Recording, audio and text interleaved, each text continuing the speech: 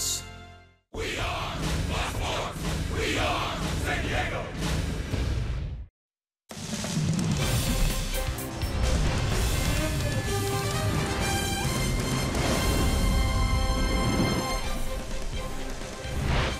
We welcome you to San Diego as we get ready for Game 2 of the series. So does Travis Jankowski, hitting at .310 with 2 triples and 5 runs since joining the big league club again.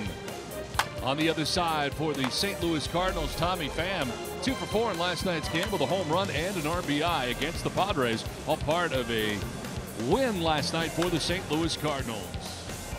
Welcome inside the broadcast booth, everybody. I'm Don Orsillo along with Mark Sweeney. Welcome to Padres Baseball. Well, tonight it is Eric Lauer who takes the hill for the Padres. First couple outings, he did not get victories. Last time out, got that first Major League win under his belt. Down in Monterrey, Mexico, and you have to get that #1, and that's going to feel very good for Eric Lauer. Now he can settle in and pitch. Very slow heartbeat on the mound for Eric Lauer. That has been the strength in the fastball command. You're going to see him try to pitch to all quadrants tonight. 102 pitches against the Dodgers, so you're wondering if Andy Green will limit him, but he has very good stuff with that fastball. He's going to have to reduce weak contact tonight. That's going to be very important for him.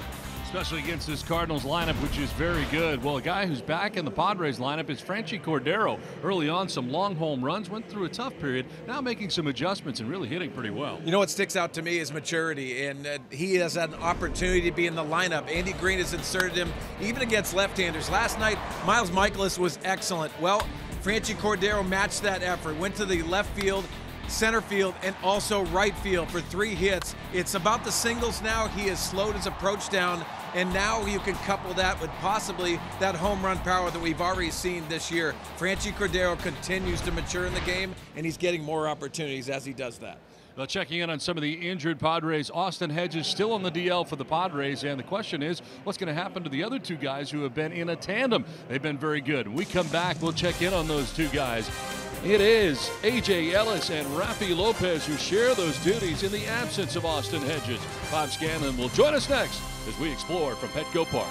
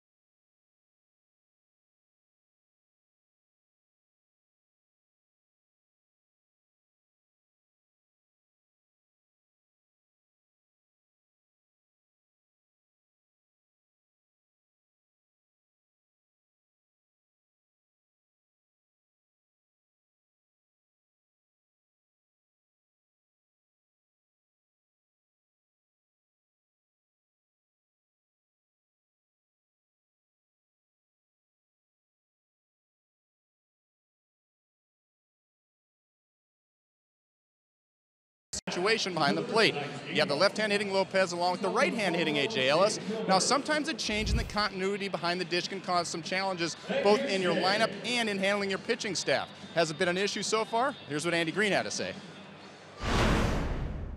I think they've done a solid job. Rafi's obviously his hits he's got, and he's driven the baseball.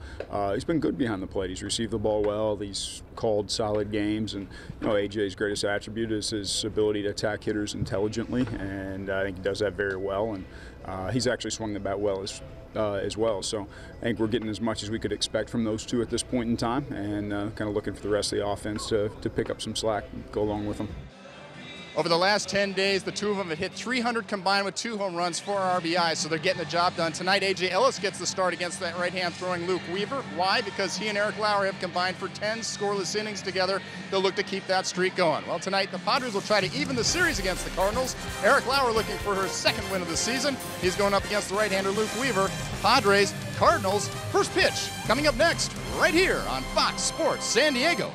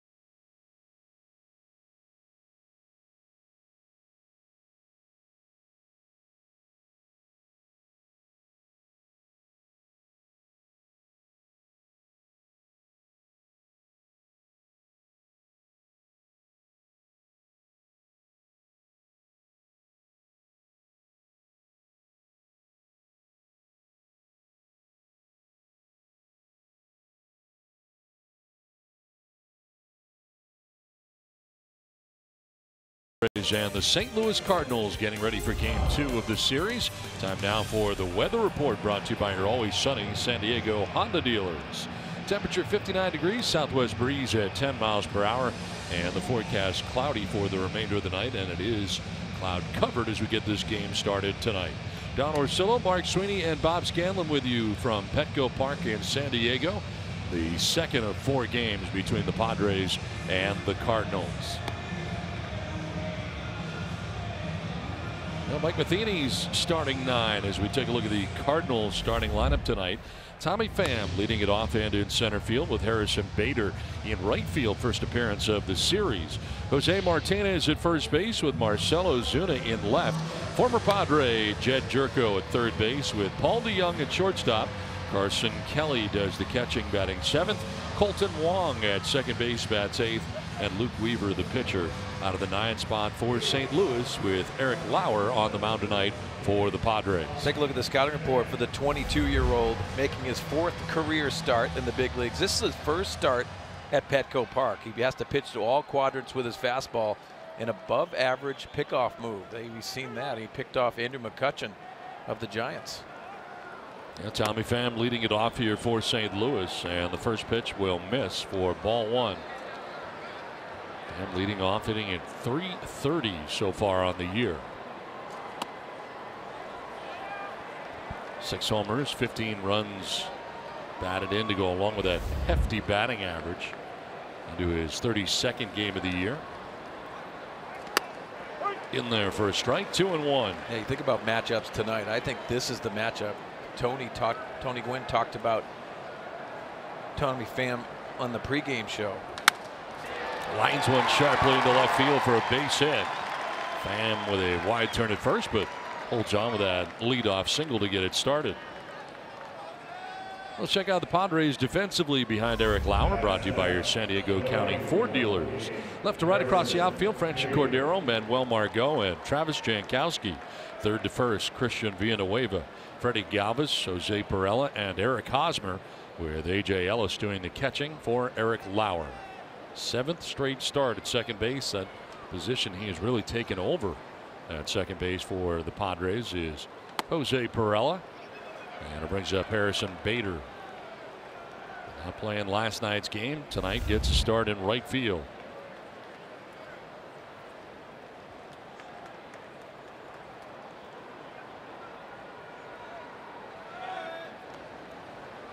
Back at first is Pham. We touched on the pickoff move by Eric Lauer. Obviously, that's just a show-me move there. But that's on the scouting report, and I guarantee the Cardinals already talked about it.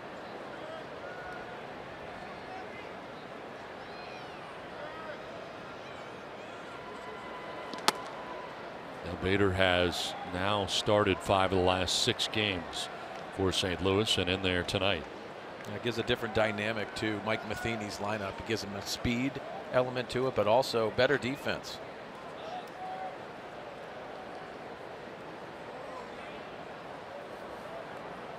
Dexter Fowler starting the night on the bench for the Cardinals.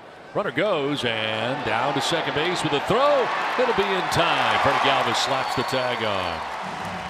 Well, Tommy Pham guessing on the first look, and he thinks he beat it out. So we'll see here whether or not the Cardinals are going to challenge. Well, you see the pickoff move. He reads Tommy Pham, goes over there, and the throw to Freddie Galvis takes him towards that third base side. He gets him on that left hip area. They are not going to challenge it. 1-3 to 6 on the caught stealing. One down here in the first, and Bader swings to the 2-0 pitch, lifts a fly ball to shallow center. Margot had started back, now comes in and makes the catch for out number 2.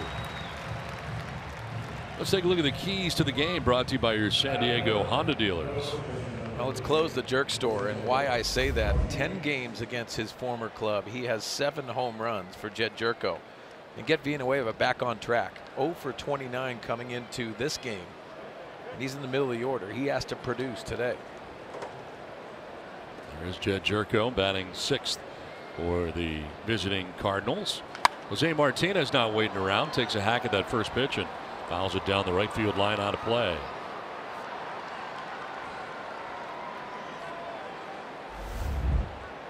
Jose Martinez in his 34th game of the year.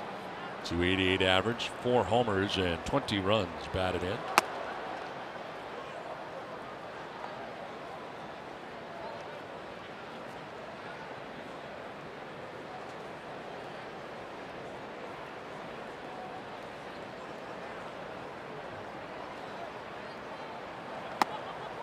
A little bit high, framed by A.J. Ellis.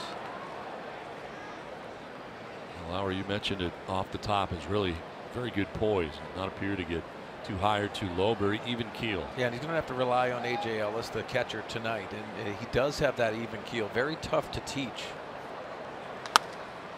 In the air to shallow right. Jankowski wanders in and under and makes the catch that ends the first inning. Well, the Cardinals don't score. The Padres are coming up.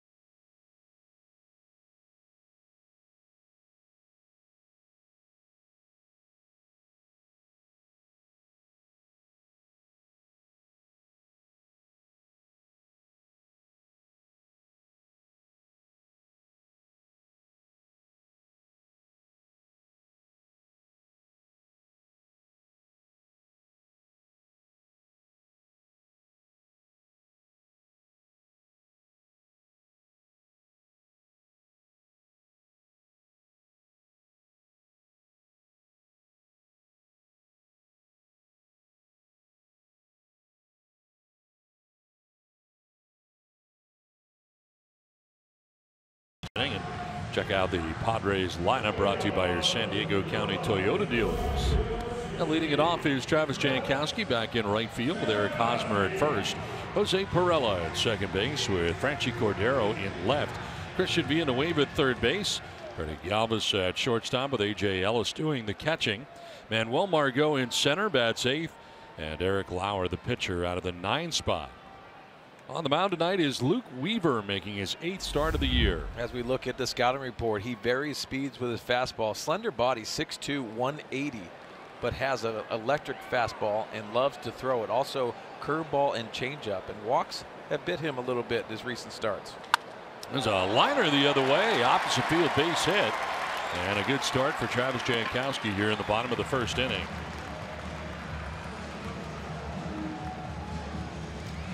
Let's check out the Cardinals defensively behind Luke Weaver, brought to you by Cadillac.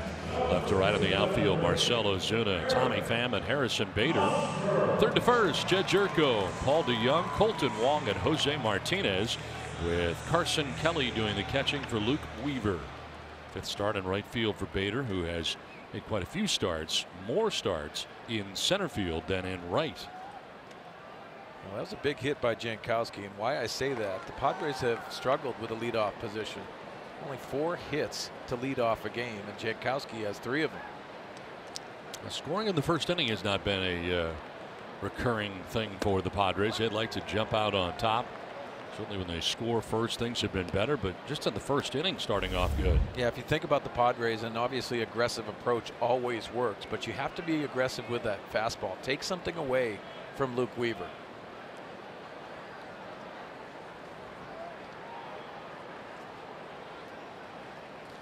Hosmer fouls it straight back. There is the fastball, and it's in the mid-90s, 95. Yeah, and you know what, you have to handle velocity at this level. And as you know, it's a common theme. Even out of the bullpen, they even start throwing harder and harder. But you have to handle that velocity, and how you do that is get yourself ready to hit a little bit sooner. First round draft choice, 27th overall in 2014, Luke Weaver, and he deals with that fastball that was too high.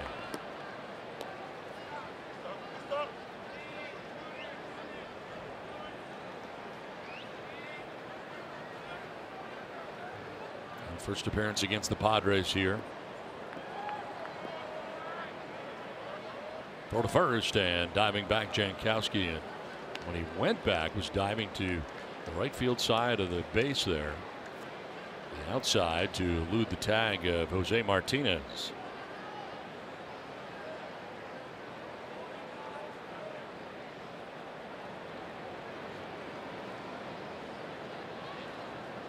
Hosmer will line this foul down the left field line and hangs at 1-2.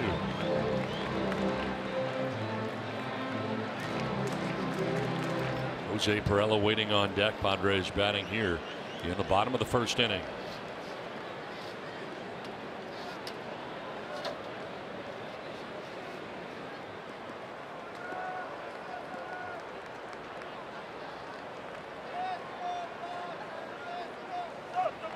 Weaver taking a long time, and time called by the home plate umpire, Laz Diaz. Now, typically you would see Yadier Molina, who is on the disabled list. Carson Kelly gets the 2nd start tonight.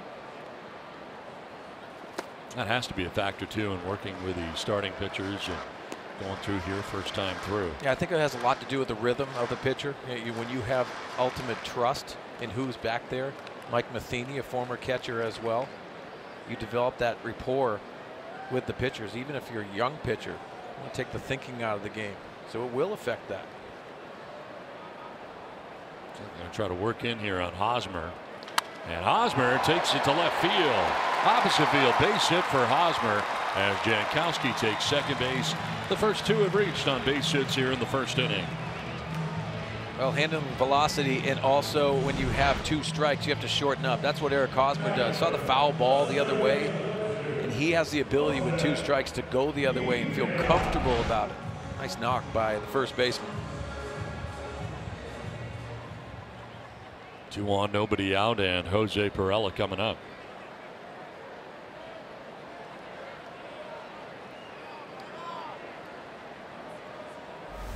.261, no homers and 12 runs batted in.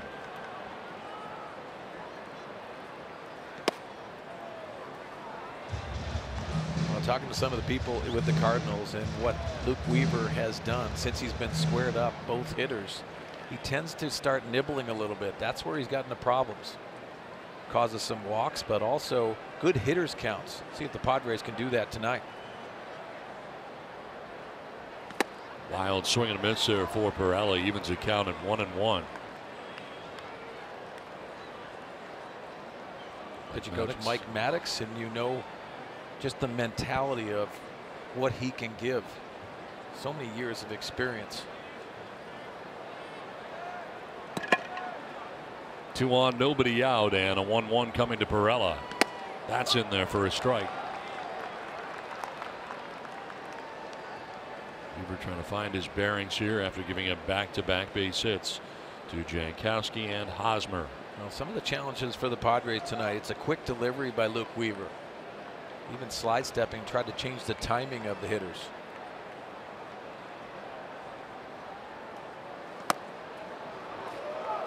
Just inside that time, 2-2. You know, it looked like Pirela was sitting on a breaking ball there. The reaction time. It didn't look very comfortable with that fastball in. Sits safely in 5 of his last 6 games. Hitting at .350 in the last 6 games.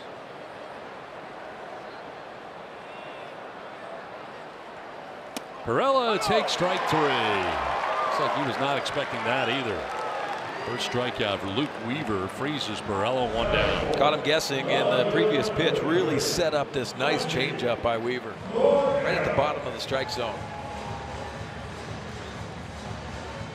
Perfectly placed, and Laz Diaz, the home plate umpire, punches out Pirela. 2 on, 1 away, Franchy Cordero.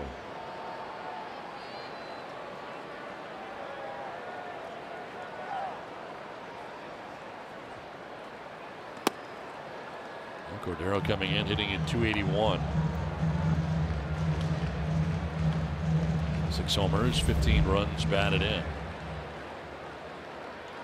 A career high 3 hits in last night's game. 3 for 4 game in game 1. Really the only Padre really going offensively.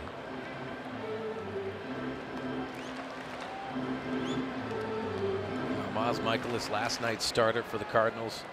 What a body of work last night. Continues to be a very good surprise signing by the St. Louis Cardinals. Moved his record to 5-0 with a victory here last night.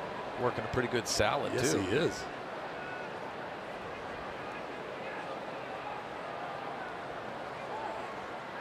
In the dirt, and it's 2-1. I know you're not much of a hair guy. No, I'm not a hair guy. I know that's probably a surprise to you.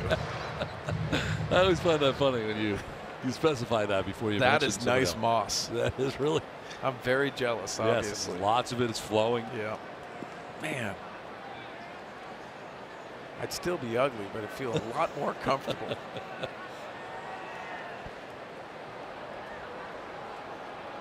Swing and a miss. Cordero just lunging after that pitch. Back-to-back changeups. Sometimes early in the game you don't want to expose some of those weaknesses. You see that changeup just flailing at that.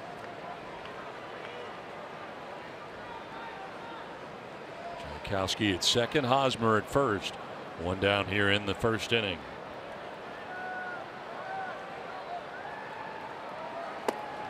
And that's a tad low. Another long, patient at bat here by Franchy Cordero. Think about the maturity that we already touched on in our open. Franchy Cordero has the ability to do that, slowing the game down as we see Christian Villanueva on deck.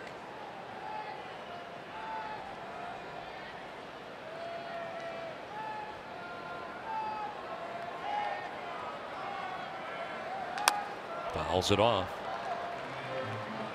Well, Mark, the more pitches you see, I imagine the better you feel, more comfortable you feel in the box. Definitely, and especially early, trying to gain that information. In this situation with runners in scoring position, you got to be aggressive. But you try to gain as much information with your first at bat. That will benefit you down the road. 7th pitch of the at bat coming up.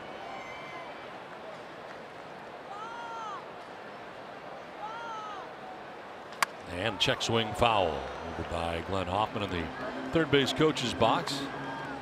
You know, the challenge in this situation too, you think about having to cover that velocity, mid-90s on the fastball. He can even reach back and get a little bit more. So you have to handle that. So it's almost that reactionary, try to foul that ball off on the inside part of the plate. And look for that fastball away and react to the off speed. So he's going back to the changeup. And Cordero strikes out looking. Well, the outside corner. Back-to-back Ks for Luke Weaver, 2 down. Well, we got caught us both. Thought the changeup was coming, 95 miles an hour, down and away. Time for the key to drive to success. Now, Cardinals history, highest strikeouts per 9. Luke Weaver, 10.33 in first 25 starts of their careers. Some very good names on that list, and the former first rounder. There's 2 strikeouts here in the first inning, and now here is Christian Villanueva. Struggling lately, as Mark mentioned, 0 for his last 29.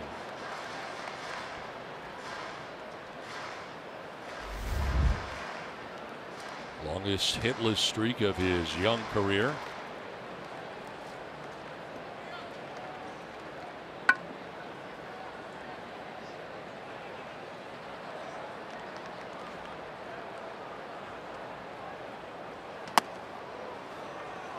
Jumps ahead here, 2-0. 1 for 30 in the month of May. Remember, talking about the rookie of the month in the month of April. Overall, runners in scoring position, 263 average. 2 outs at 310. There are 2 outs. Jankowski at second. Hosmer at first. And a pop-up. Foul ground that'll get back and out of play. Now, Don, you always wonder when you go through a stretch like this, where are you mentally? Obviously, veteran guys will treat it differently, but a young hitter, what's he thinking about even coming to the ballpark?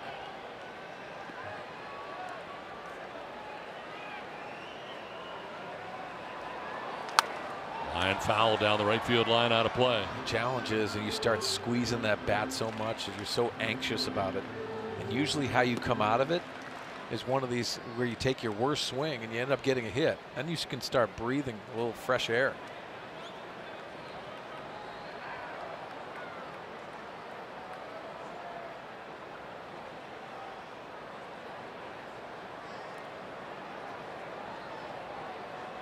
Long pause for Weaver. And a check swing on a ball down and away. And now the runners can get a start with 2 down. And a full count here of 3-2. Deep breath, trying to slow himself down, especially in this situation. 25 first inning pitches here so far for Luke Weaver. Villanueva pops it up left side into third base. Foul ground. Goes Jed Jerko to make the catch that ends the inning. Padres strand a pair scoreless after 1.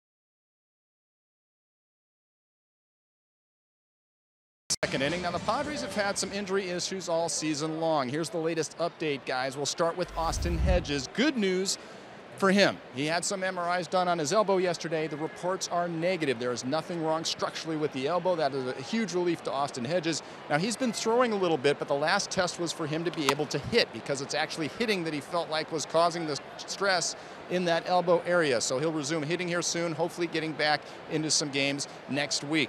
As for Will Myers, still waiting for that oblique to calm down. There's nothing he can do until he has no pain in that area. That has not happened yet. And finally, Hunter Renfroe has been playing in games. He DH'd for 3 or 4 times, finally got into a game in the outfield yesterday in Arizona, so hopefully he'll be on some rehab assignments soon, and the Padres can start thinking about getting back to full strength, guys.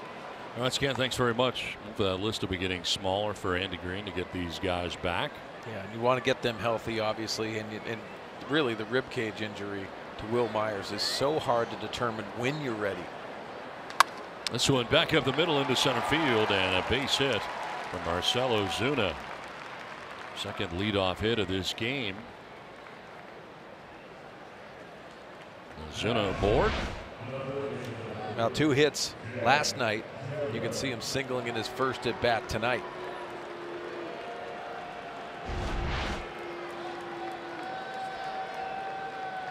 Leadoff single starts the second inning, and it brings up Jed Jerko. Jerko was not in the lineup last night for the Cardinals, the former Padre. Had a very good year. And swing to the first pitch, fouling it off to the right, out of play. 3 home runs in his last 10 games for Jed Jerko, but also we touched on it in our keys to the game. The Jerk Store has been very good against his former club. .324 overall in the year, 3 homers and 6 runs batted in.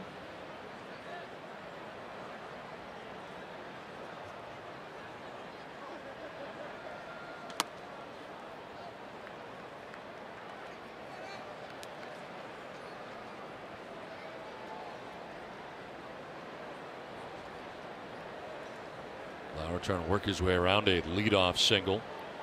Was able to catch Tommy Pham trying to steal in the first inning, and keeping an eye on Ozuna as he gets a strike in there. Strike 2, 1-2. You're mentioning his numbers against the Padres, 500. That's pretty good. 18 total hits in 11 games, 7 home runs. Yeah, wow. That's where that's the dagger right there. Elevates, he goes up and gets a piece. Well, we've seen Eric Lauer really work the top of the strike zone. You have to try to change eye levels. So many times you see pitchers elevate the ball to change those eye levels. For Eric, it's almost the opposite. I'd like to see him move some feet tonight, especially the right-handed hitters. It's like a backdoor cutter.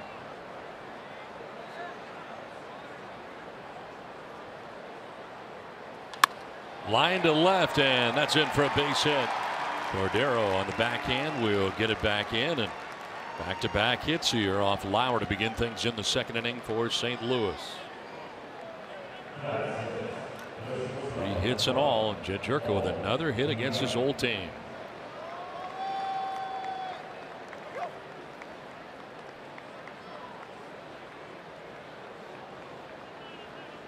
Two on, nobody out, and Paul DeYoung coming up. Cardinals shortstop at 258. 7 homers and 14 runs batted in.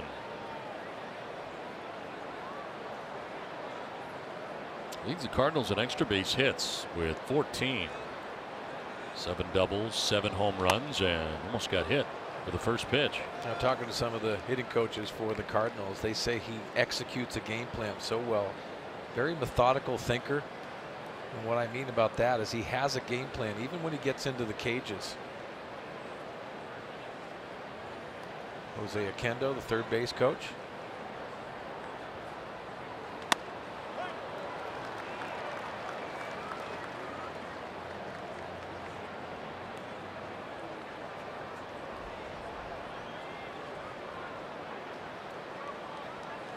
Center fielder Manuel Margot over towards left center. Gap out in right center.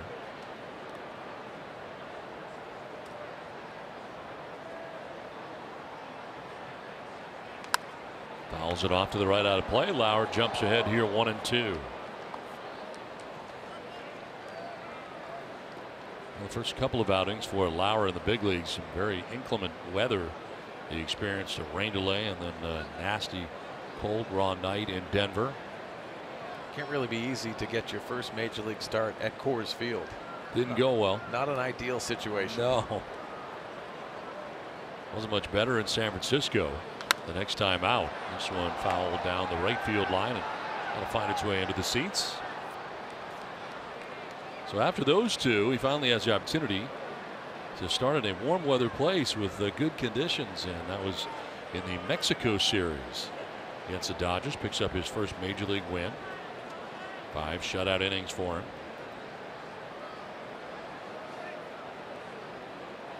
So comes in with a record of 1-1. ERA of 5.79, his 4th major league start. 1-2 to Paul DeJong. And he'll foul off yet another. What's fascinating about Eric Lauer to me is that last year at this time he was up the road in Lake Elsinore. Started in high A ball. It's a fast track, and the 22-year-old has earned his stripes.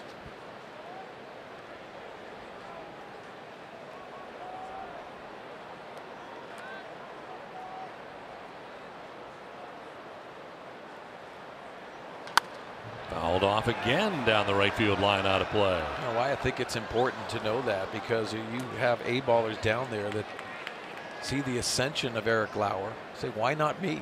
And it's a motivation factor throughout the minor leagues. That composure, 34 starts in the minor leagues and 35 appearances, and already showing up in the big leagues.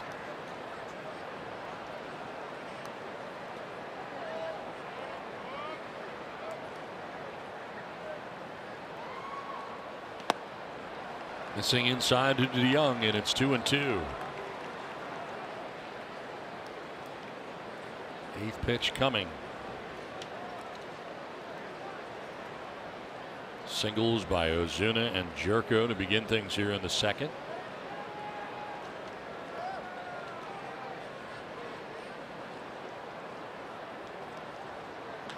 Grounder softly hit foul outside of 3rd, and the at-bat continues. Yeah, it looked like a nice changeup there. Trying to look for that out pitch for DeJong. DeJong continues to battle and give himself more opportunity.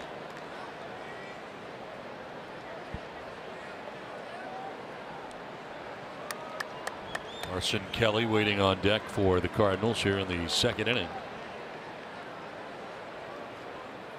Lauer through 11 first inning pitches.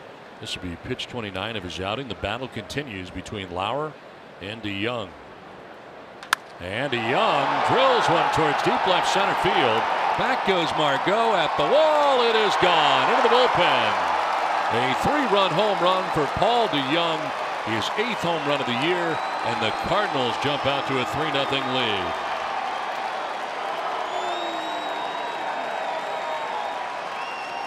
Nine-pitch at bat. Young took some, fouled some off before hitting a 3-run home run. As hitters, you continue to give yourself opportunity fouling off tough pitches. This changeup over the middle of the plate is deposited in that left center gap. Pretty nice plate appearance by Paul DeJong.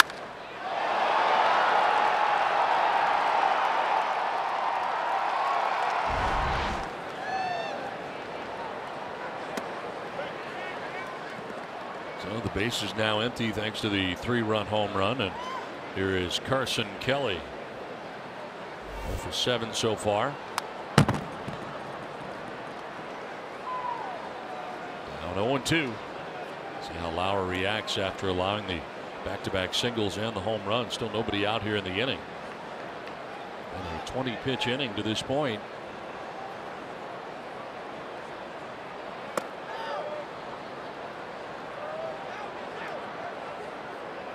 As you mentioned, his first start here at Petco Park, all 3 of those starts away.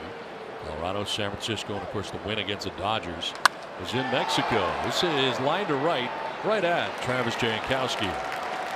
That is the first out here of the 2nd inning.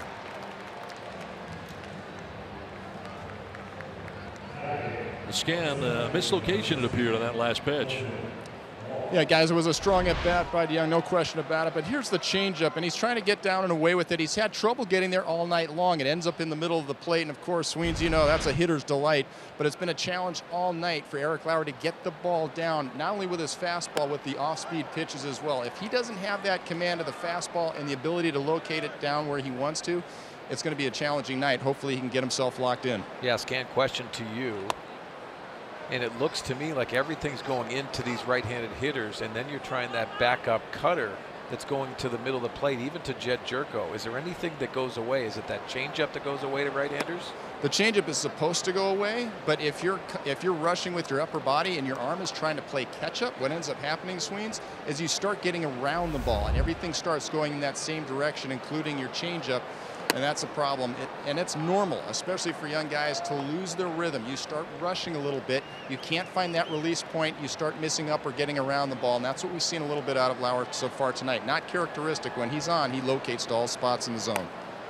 All right, Scan, and on cue, he now walks Colton Wong, who's down to first base with one down. That's going to be interesting as A.J. Ellis goes out to have a little chat with Eric Lauer.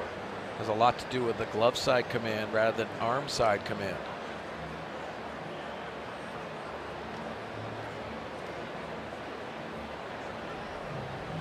Well, AJ definitely did the majority of the talking in that conversation. So one down, runner at first, and Luke Weaver, the Cardinals pitcher, coming up. Yeah, the Cardinals on top of the Padres here, 3-0.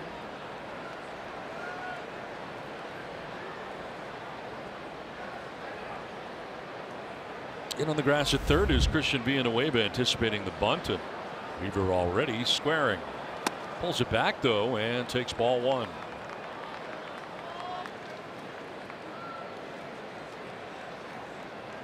You got to be careful in this situation. Obviously, the 3-run home run is looming large in this inning. Get a pitcher up that's athletic. It's a perfect situation to pull back and slash in this situation. Go to first and try to catch Wong napping, and of course he's trying to get a good jump over there too if there is a bunt drop down. Kendo coming down, the third base coach, to give the sign here verbally. Now, why isn't that a meeting? That should be.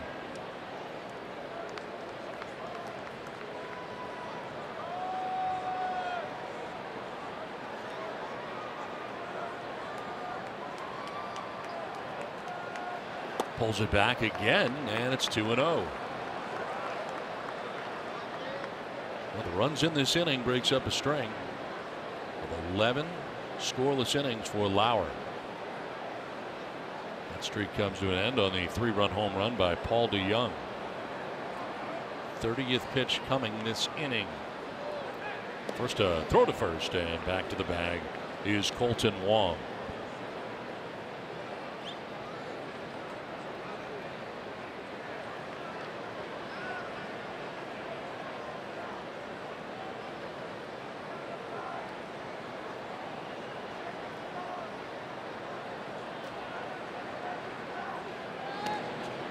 Another check.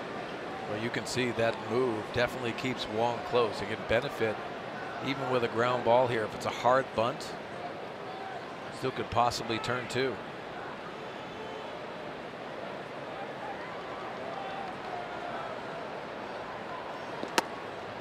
Falling behind the pitcher now, 3-0.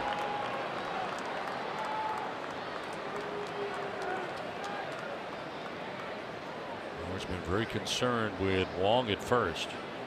So the breakdown this inning.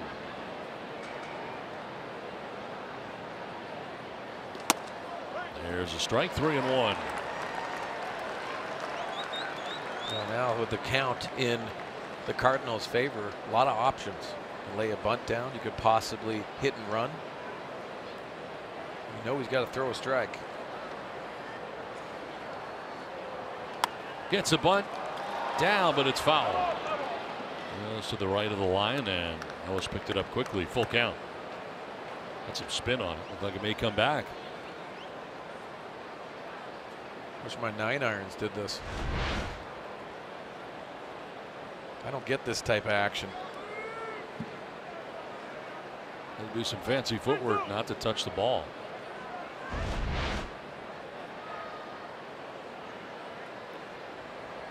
Long with his lead at first. 3-2 pitch, Waring.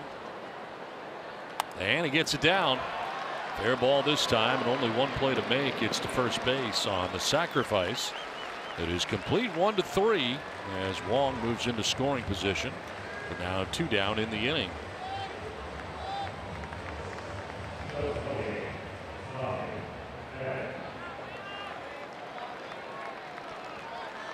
So 2 outs, Wong at second. Second time through the order now. Tommy Pham coming up.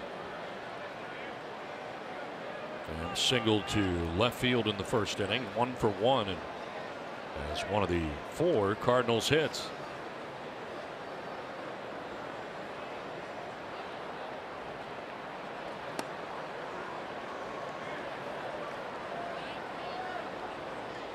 Nothing working particularly well right now for Eric Lauer. Yeah, everything's off the edges. It's almost easy takes for these Cardinals. And a lot of balls up in the strike zone.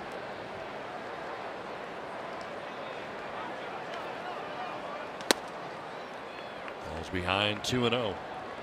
What I mean about early takes is when you're seeing that release point, it's a little easier for you to take those balls off the plate, even off the edges. You start centering a guy in the middle of the plate, it becomes easier, and you start getting into hitters counts. To center, Margot there to make the catch, middle of the cap high that ends the inning.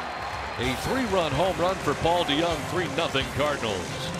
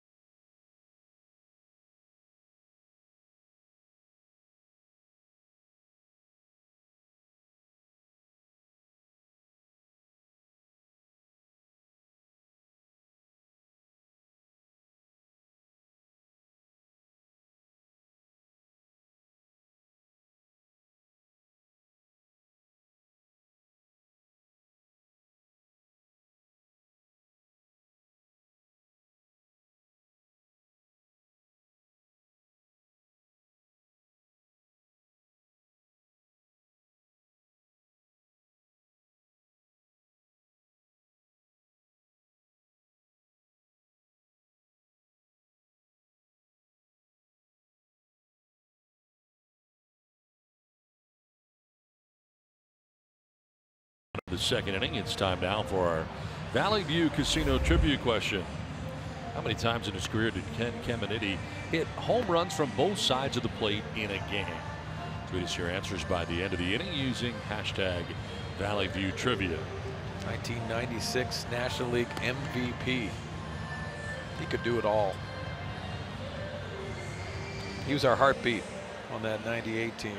Think about giving an attitude and developing a mantra.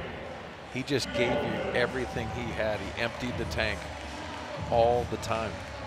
We relied on that. Well, it's on here into the bottom of the second inning, and Freddie Galvis leading it off. Galvis, Ellis, Margot to bat in the inning. With work to do, the Cardinals have scored 3 times. Galvis has struggled lately at the plate.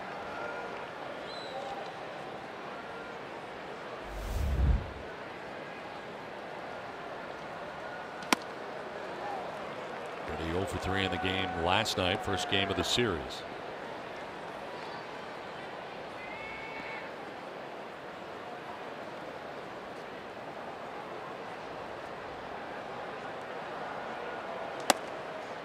Long wait for Weaver as his team collected 3 runs for him in the top half of this inning. And he had a bat as well, had a lengthy at bat. Finally got the sacrifice bunt down. He's going to changeup.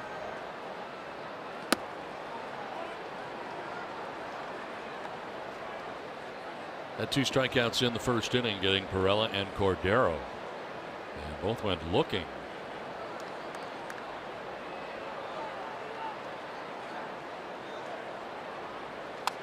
Fights this one off, fouled the screen. We'll do it again, 2-2. That 3-run home run by Paul DeJong affords Weaver to go on the attack. That's been the problem of him lately. When you look at his starts and you start breaking him down, he gets hit a little bit. He starts nitpicking a little bit around the strike zone. Little pop up left side from third comes Jerko onto the infield grass for out number 1.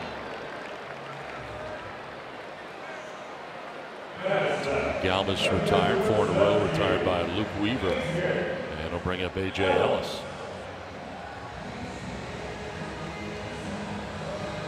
.278, no homers and a run batted in for A.J. Ellis, sharing time behind the dish with Rafi Lopez. Platooning here in the absence of Austin Hedges.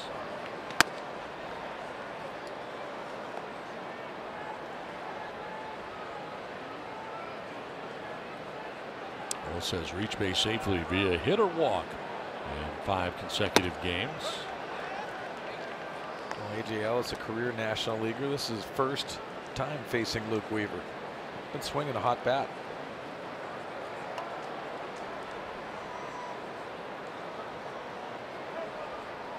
Hitting at .438 in the last 5 games.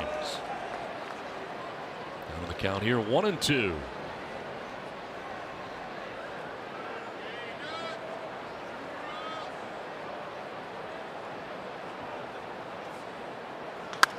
Cranks it foul down the right field line, out of play.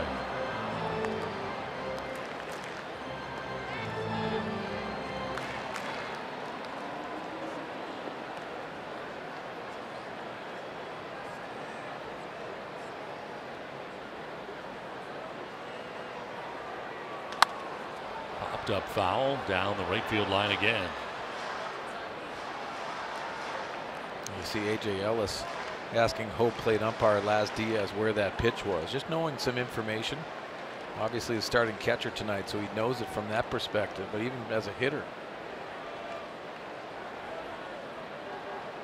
Manuel Margot waiting on deck, time called, and Ellis backed out.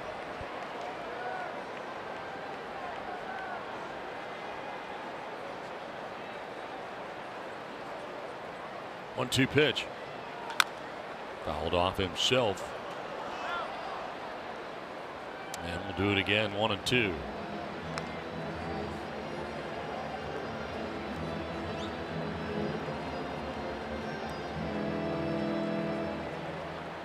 A lot of pitches in the first inning for Luke Weaver. 226 first inning pitches.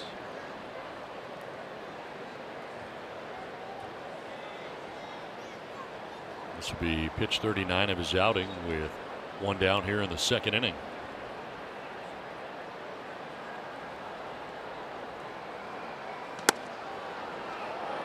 Just inside, not by a lot. Now you see the fastball command and just off the edge. Could have gone either way, in my opinion.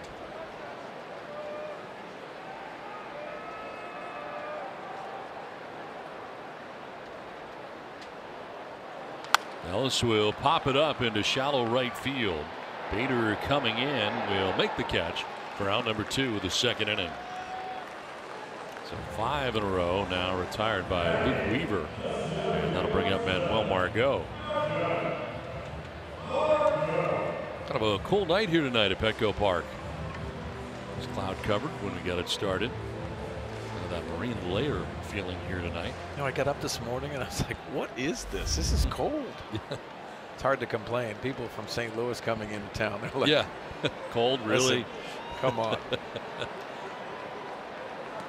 Try the Midwest in wintertime.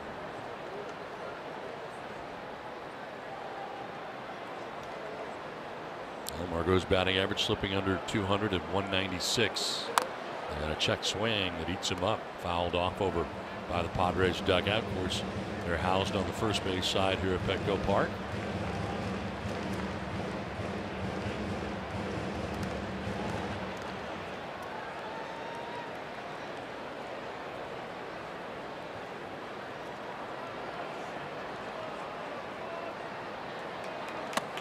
Ball 2, 2-1.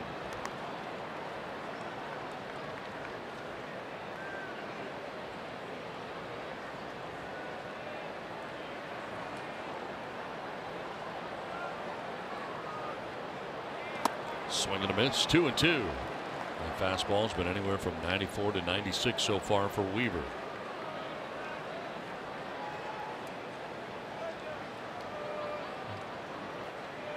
Lauer, the pitcher, batting out of the 9th spot, waiting on deck. There are 2 outs here in the second inning.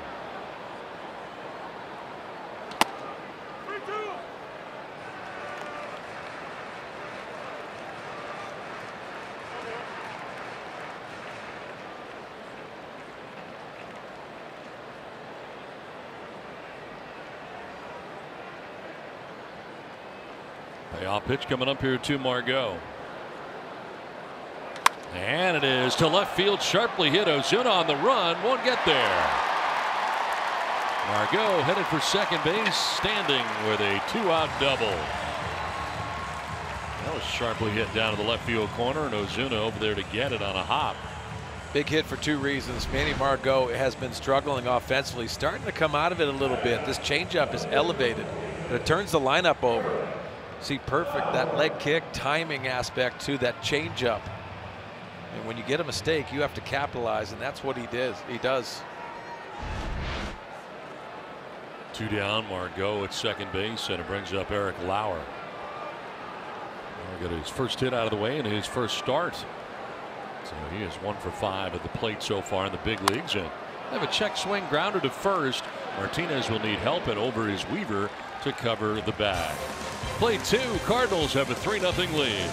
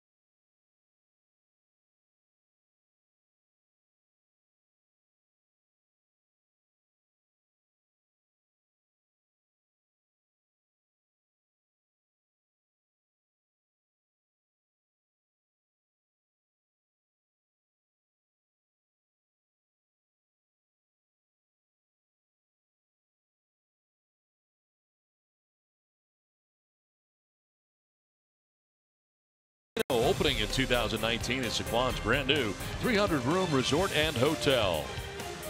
By Petco, the pet company. And by Nissan. It's time to upgrade. Save big at the Nissan Tech for All sales event. Shop ChooseNissan.com. We welcome you back to Petco Park in San Diego, celebrating the 1998 World Series team, National League Championship team. And tonight, Ken Caminiti is the bobblehead. Last night was Tony Gwynn, and kind enough to join us is Sterling Hitchcock, the MVP of the NLCS in 1998. Sterling, thanks for coming up. Appreciate it. My pleasure. Good to see you, Hitch. Good to see you, bud. Been too long, man. It's been too long. What is your favorite memory of that entire season for you? Oh, God. There's so many of them. You know, Cooperstown, going a day off, playing a nice little exhibition game. Having a good time with the fellas in the background and everything. Just the camaraderie with everybody, you know, and I think it's, even to this day, it's a close-knit group as far as, you know, I was lucky enough to have a pretty long career, and you know, this hands down is the best group of guys I ever played with. Hitch, when you talk about the camaraderie, I think one of the things that comes to my mind is those dinners before, even off the field. We'd have those dinners, and we just came together so much. Speak to that and how important that was moving forward all through the year. You look around and different experiences. You know, there were a lot of times I'd play on a team, and you might have 16 guys in the same restaurant, but it might be 4 or 5 or 6 tables of guys, you know. And it's one thing that was never that case with this group. It was one big long table, and you were hoping that nobody was having a nice quiet anniversary dinner with the one next to you, because they were going to be entertained, that's for sure. Sure was. Well, Harrison Bader with his second home run for the Cardinals this year put St. Louis on top 4-0. Yeah, elevating that cutter, and you could see Bader capitalizing on that. You look at the Cardinals, they're starting to look in, because that's been the command. And Harrison Bader ends up taking it out for his second home run. We've talked a lot about Tony Gwynn here. Well, we do every night anyway here in San Diego, but your memories of Tony? A class act, you know, really probably the easiest, you know, the best way to put it. Just a good guy to be around. The smile, the laugh. You know, you can see it to this day and get a chuckle out of it, you know. I mean, it didn't matter if anybody else thought something was funny. If he did, you immediately laughed just because of the giggle, you know. But yeah, just a nice guy and a class act. Hitch, when you think about the club, and obviously we're honoring Ken Caminetti, the late great Ken Caminetti, what comes to your mind with him? Just the toughness. Wow. Nice catch. Travis Jankowski, and foul ground, goes into the slide to make the catch down there. Nice grab by Jankowski for out number 1. Normally a center fielder, you can see him in right field. He continues to cover a lot of turf. Going the other way. I think this is a fair baseball. Yes, it is. And a perfect sliding catch by Travis Jankowski. I think Cammy was probably hands down one of the toughest guys that you know, ever played with. Just seeing him, you know, try to pull together each night and the different ailments that he battled, but to get out there on the field, he was, you know, it was going to be tough to, you know, when I got traded over here, they thought he was going to be out to the All-Star game with a shoulder injury, and I think he played opening day. You know, Hitch, I mean, I always talk about how the attitude and how we created that as a club, but we needed Cammy when he was on the field because it gave us a sense of an attitude that we just thrived on. Do you believe that? Yeah, absolutely. I mean, all the way around it. This drive to left is gone for Marcell Ozuna. His third home run and the third home run of the night for the Cardinals. St. Louis jumping on top 5-0.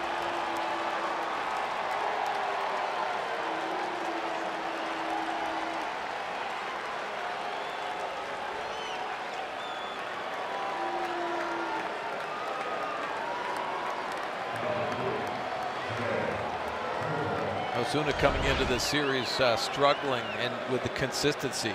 This is his 4th hit. You can see him looking for that ball in off the facade, off the Western Metal Supply Company building. Yeah, I think going back to Cammy and the toughness and stuff, I mean, you look at what they did coming in. You bring a guy like Dave Stewart in. I don't think it, you know, I go back to being a kid coming up in the big leagues, and I saw Stu with rehabbing a hammy injury and shorts and a cutoff shirt going, this guy play for the Argonauts like a linebacker? Exactly. No, it's Dave Stewart. I went, oh, God. Yeah, exactly. You know, then you bring Brownie over, you got Cammy at third, and, you know, all of a sudden, you know, we've got some attitude, we've got some confidence, and we've, you know, that toughness that, swagger, if you will. And Hitch, you've been on so many clubs, and obviously starting with the Yankees, but when did you feel that that team had the it factor, in your opinion? I think going back to spring training, you know, coming off the year before, we battled a lot of injuries, and it was a lot of that nucleus. But then we started adding pieces. You know, a Kevin Brown, a Langley. You know.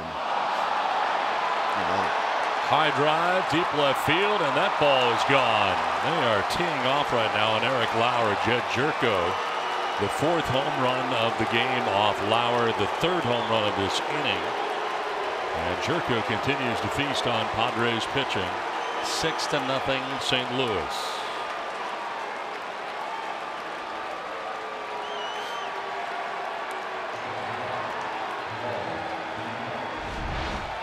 Four home runs in his 11 games, his last 11 games, is Jed Jerko, capitalizing on a mistake by Lauer.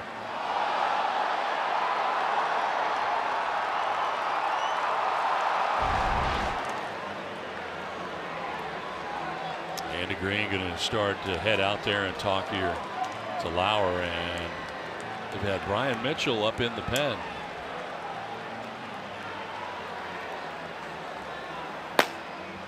So this has been a very rough outing for Eric Lauer, who will have it come to an end, allowing 4 home runs tonight. And so far Andy Green just talking, maybe buying some time here for Mitchell. And now he'll make the move. So a pitching change here. Eric Lauer departs at 6-0 St. Louis.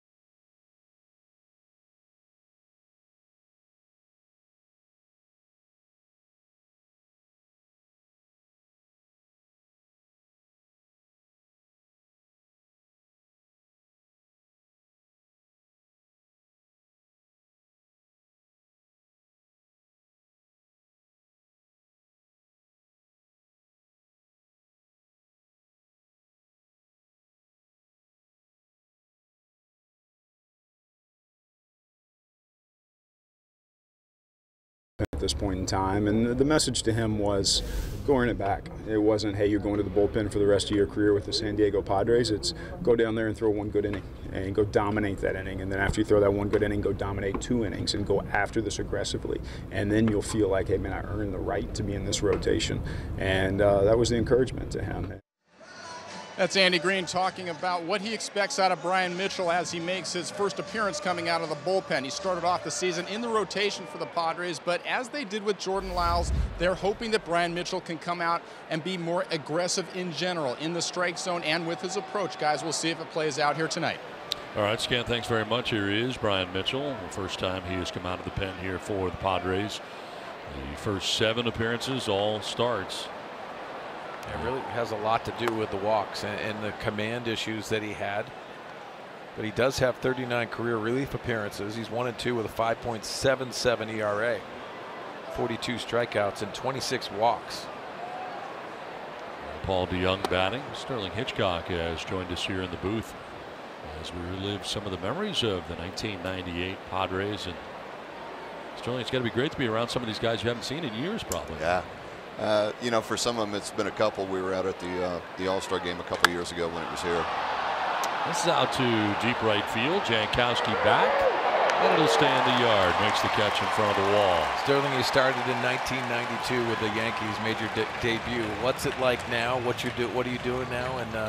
And what's life like? Just doing some teaching now. I had an indoor facility for a few years, and just kind of getting away from that a little bit, and the hecticness of that, and just really honing in on what I like to do is teach one-on-one, and a lot of the lessons and stuff like that.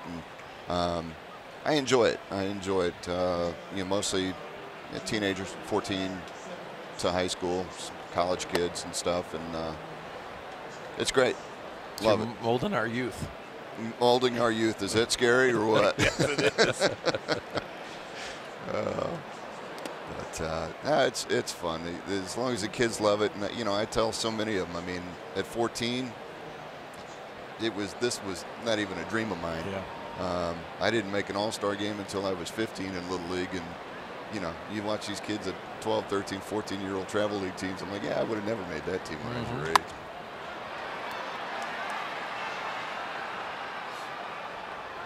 Well, how many guys have it's got to be good seeing all the guys and getting some laughs. Are your cheeks hurt yet? My face is hurt for 24 hours now, man. I got in yesterday and hooked up with a couple guys for lunch, and Vonnie comes in and it's like, okay, this is over. Yeah. And I haven't stopped laughing since. We played golf this morning, a bunch of us and stuff, and just played with Hoffy and Vonnie, and it's just a circus. Yeah, it's nothing better. We've been constantly talking about the chemistry that we had, and this is to right field. Jankowski will get there to make the catch. Charlie Hitchcock, great to meet you. Thanks for coming up. Really appreciate it. Great seeing you, Hitch. Can't wait for tomorrow night. Yes, sir. 6-0 Cardinals.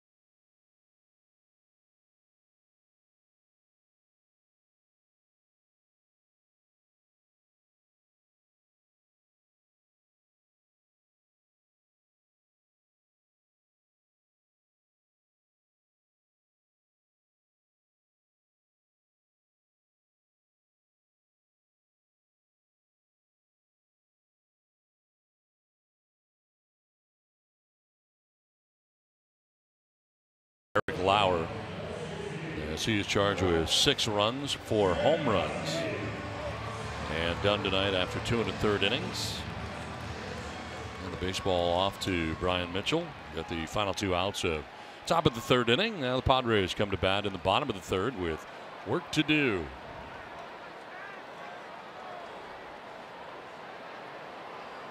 Travis Jankowski leading it off. Another long wait for Luke Weaver.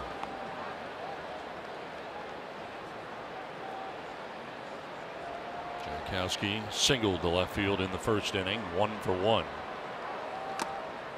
And fouls this one off the catcher's glove. Let's take a look at the Arco top tier plays, and it is Travis Jankowski running full bore to make this catch.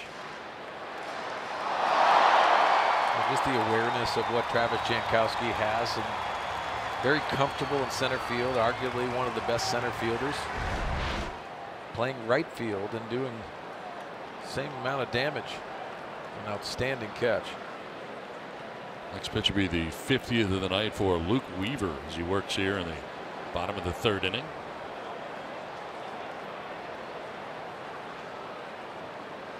And Jankowski chops one to 3rd. Jed Jerko fires across for out number 1.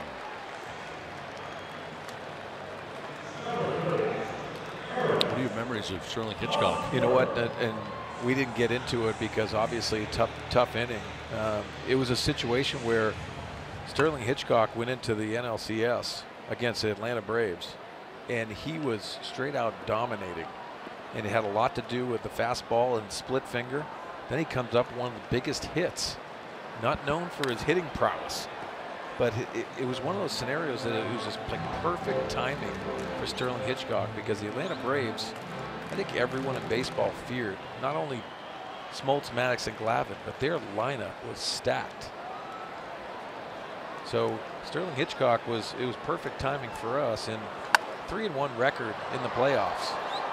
Brought to another level. He did, and that's something that you really have to go into. Obviously, we didn't touch on this either, but starting with the Yankees and then going and playing in the World Series against the Yankees, even though the results weren't there, that had to feel extra special for him. Hosmer fouls it off to our left and out of play. But he touched on the chemistry part of it, and it's just fascinating that it just resonates so easily for us to remember. A lot of it had to do with the locker room, but even flying into these cities, when you get there early, you go out and have dinner, that's when you really learn everybody. Sometimes when you're in the uniform, you don't get that, the stripped down version of how people really are. And I think the 1998 team made a conscious effort. It had a lot to do with the veteran presence and going in there and having those conversations during dinner, breaking bread with a lot of guys, but a lot of laughter, a lot of fun times. There's a grounder to second base. Colton Wong to his right end. That's out number 2. Hosmer retired 4-3. And we'll bring up Jose Perella. Don, you've been around a lot of championship teams too, and the common denominator is your veterans do their thing. A couple guys have some career years, but they're always together, and it's really you just gravitate to one another, and there's so many different personalities. That's what fascinates me, what winning really changes a different culture. Yeah, it seems to help chemistry. I mean, I think back to some of the teams that I was around, and you know, I know there are teams that don't believe in chemistry. Look at the great Oakland A's teams. Mm-hmm. Those guys didn't like each other at all, and it worked. But it just seems like the teams that win also have good chemistry, and they seem to go hand in hand. Yes. As Jose Perella bats here with 2 down in the inning. You know, it just gives you and affords the leaders of your club to have that much more credibility too. I think that it really structures a team, and you start policing yourselves. Chopper towards 3rd. Jerko racing in, barehanded, throws on the run, and in time. Jerko's doing it all. Offensively, defensively, the former Padre. Nice play here, 5-3 to get Perella. 3 ground ball outs in the inning. 6-0 Cardinals.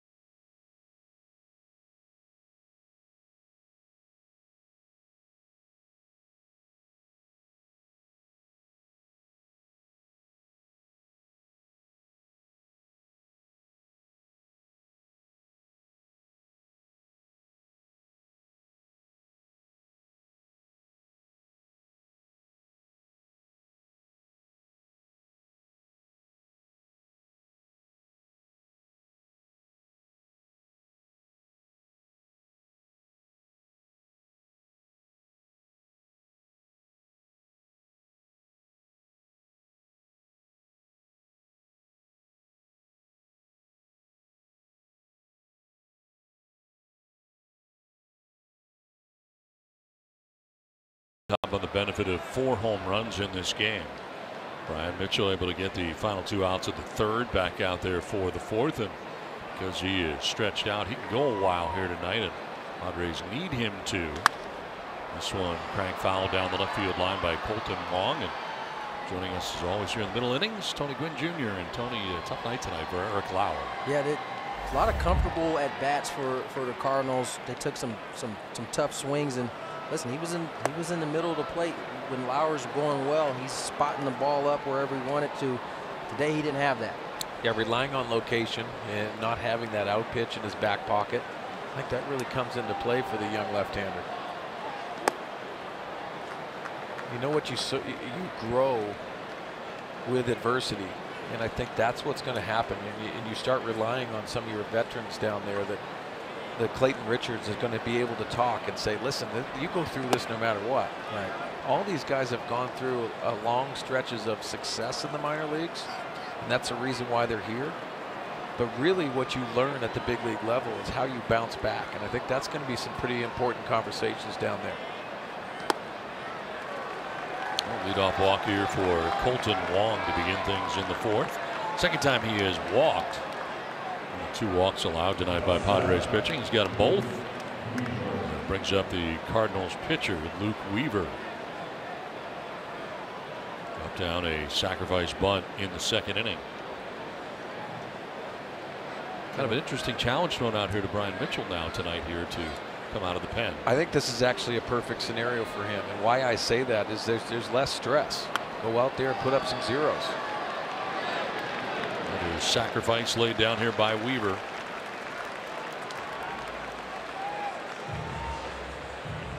It's time now to answer our Valley View Casino trivia question.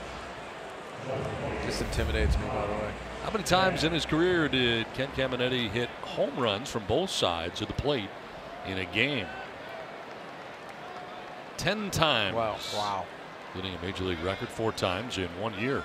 Did it in 1996. MVP year 1996. Severe damage. Yeah, he did. All over the ballpark too. There's Tommy Pham with a runner at second, and he'll ground one to short. Galvis looks the runner back and fires to first. 2 down.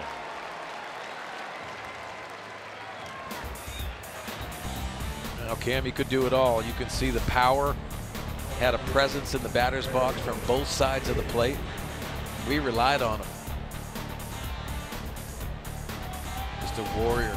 Asked him one time, I said, man, when did you start like baseball? He said, I don't even like sports.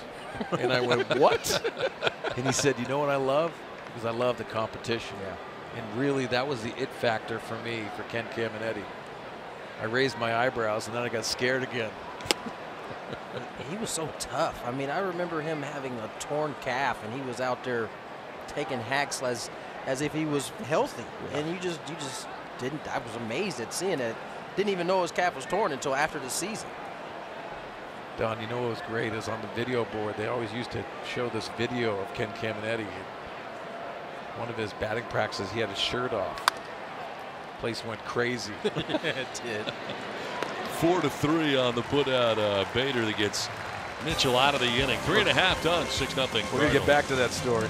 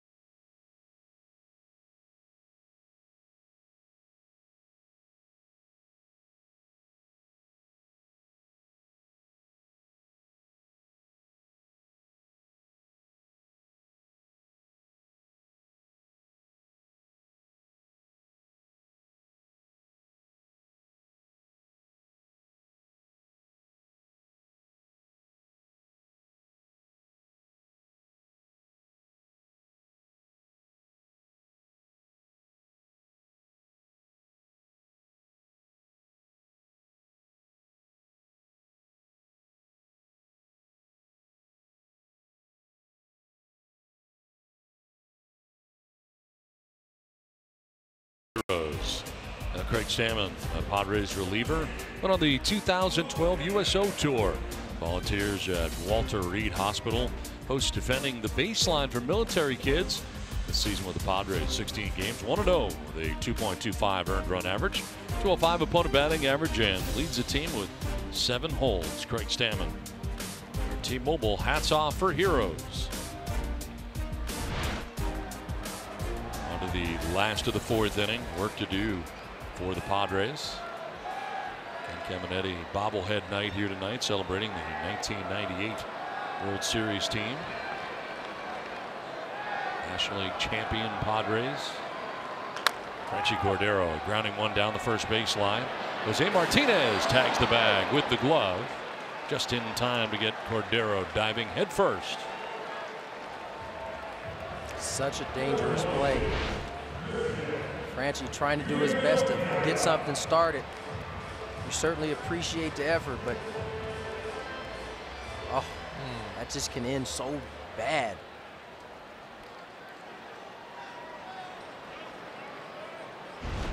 Five ground ball outs in a row. One out here in the 4th inning, and it brings up Christian Villanueva. Fouled out to his counterpart at third base, Jed Jerko, in the 1st inning.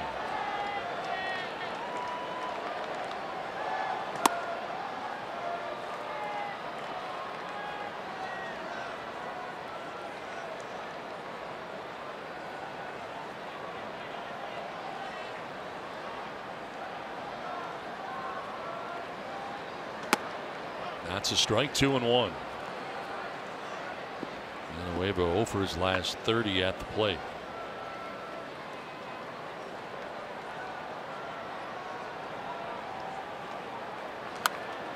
That should foul off to the right out of play. 2-2. Well, you think about it, and when you go through tough stretches like that, Tony, and you know this, because it's a struggle mentally more than anything else. You have to simplify it as much as possible.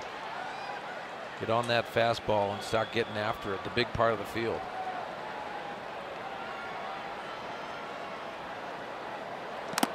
Swinging a foul that will clank off the catcher, Carson Kelly. It's usually when you're going this long without a hit, it's usually something mechanical. You have to do your best not to focus on that. You kind of, like you said, simplify it.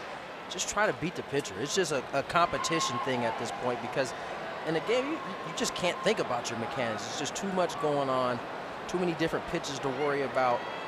Simplifying it, just make it a battle between you and that pitcher by any means necessary. Fly ball to center field, sends Pham back in front of the track to make the catch out there for out number 2.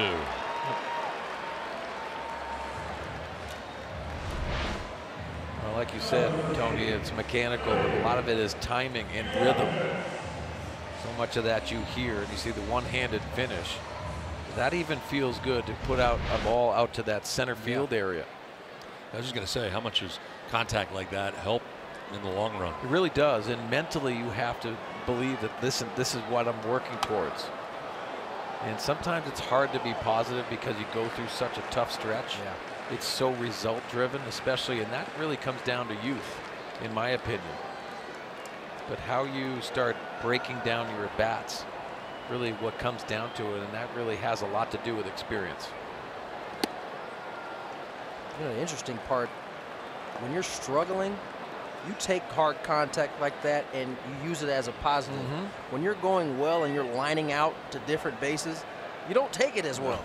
If you could take that same mindset of, you know, taking it, you know, into that next at bat as a positive, you're on the right path.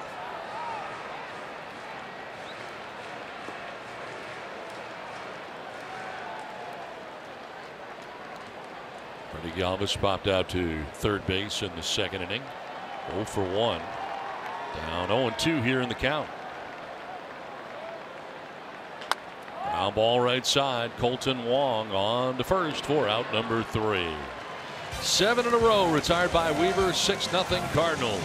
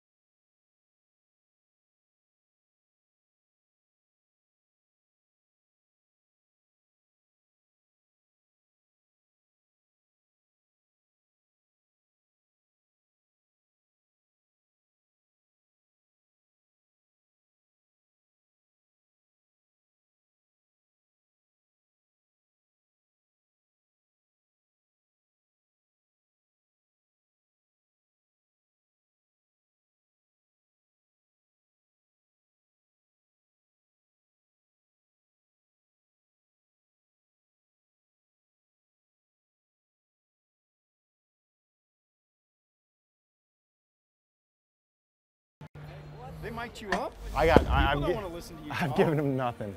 You have nothing to say. I legit have nothing. Person on the planet. I'm in right field. It's just a man in his thoughts out there.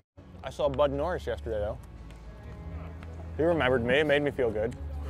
You're better looking than have the camera on you, too. You just called me good looking. Thanks, Brett McCabe. We thank Travis Jankowski for miking it up during BP today. Guys, I take two things from that. One, Andy Green doesn't think he should talk, which isn't a good thing. And I say that lightly. But also, Brett McCabe, the strength coach, thinks he's good looking. Yeah. He must like that moss. That flow, right? Yeah. That moss. Jose Martinez leading it off here in the 5th inning. And he didn't want any part of that. Yeah. I don't think, really. You talk. Now, they have a lot of fun down there, and they should. It's a fun game to play. You're allowed to be a kid again.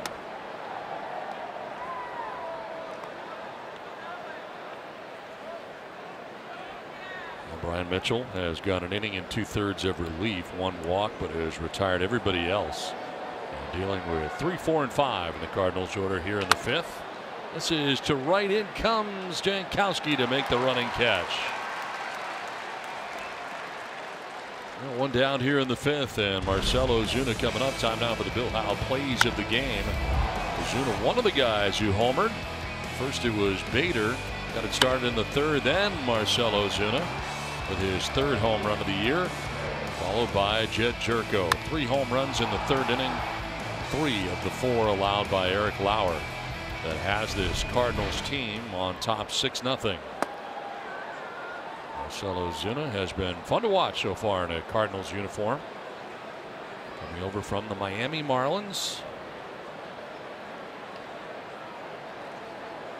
Huge year last year for him, but kind of lost all the accolades for Giancarlo Stanton last year for the Marlins and what he was doing. Yeah, I talked to him before the game today, and he's really excited to be a part of this organization. He's been in Miami where, you know, things have kind of spiraled out of control as far as them losing a lot of ball games. He's happy to be in an environment where it's about winning. Yeah, the expectation to win, to assume with Mike Matheny that you're going to go back to the playoffs. It's been a struggle for the Cardinals the last couple years. But there's a certain expectation that you feel when you're in that uniform, and it really goes a long way.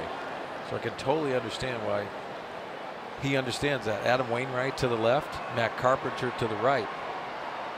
It's really the expectation is set forth by your veterans. When you've gone out a couple years in a row like Ozuna has and put up good numbers, you want to see what you can do when it counts. Any competitor that plays this game wants to be underneath those big lights when the games really matter. And he's going to possibly get an opportunity to do that this year. Billy Bouts here with 1 down, base is empty.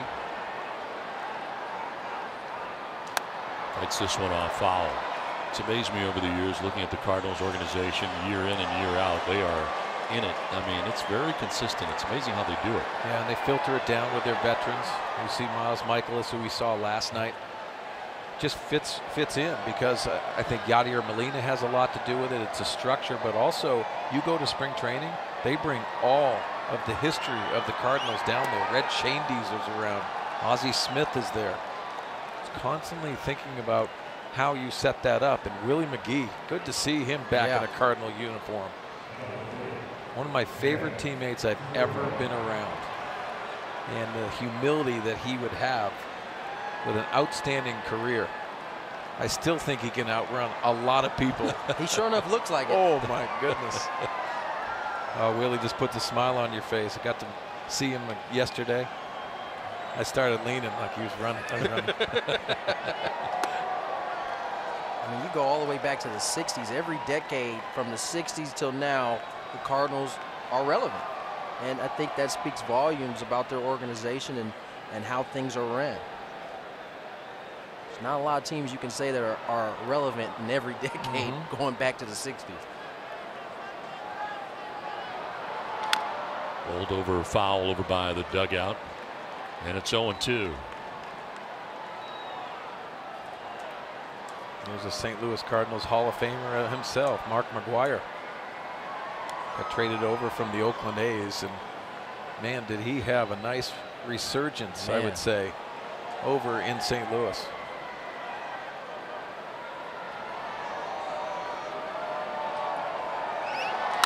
Line to left, and that is in for a base hit. That's the first hit allowed by Mitchell. Bobble out there and left by Cordero, and he fires in towards second base, and extra base added there for Ozuna on the miscue out there in left field. So it is a base hit and an error to the left fielder Cordero that allows Ozuna to take third. Frenchie's been pretty good defensively all season long. This ball looks like it kind of got on him a little quicker than he may have expected.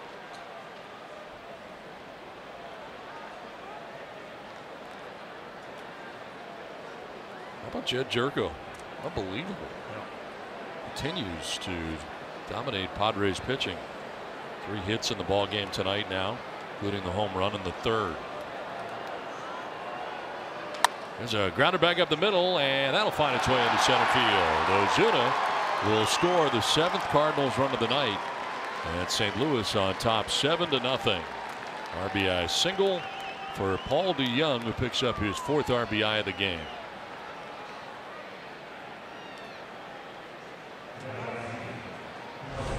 Well, had a 3-run homer in his first plate appearance, and then just work in the middle of the diamond. RBI situation and playing Pepper, staying inside that. Perfect placement for Paul DeYoung.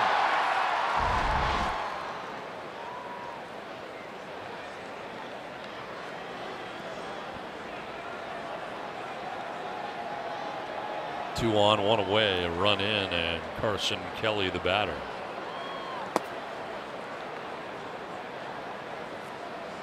Kelly has lined out twice to the right fielder Travis Jankowski. 0 for 2 in the game, 0 for 9 so far with the Cardinals.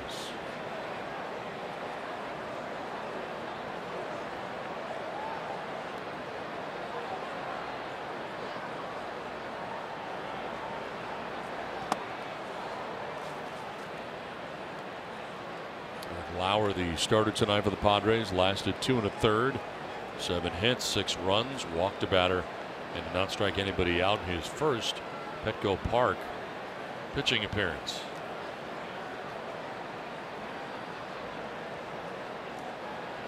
The 4th start of his major league career.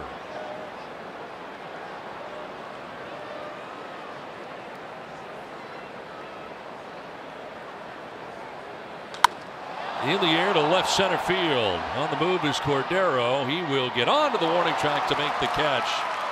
Moving from second to third is Jerko on the long flyout to left center field, 2 down.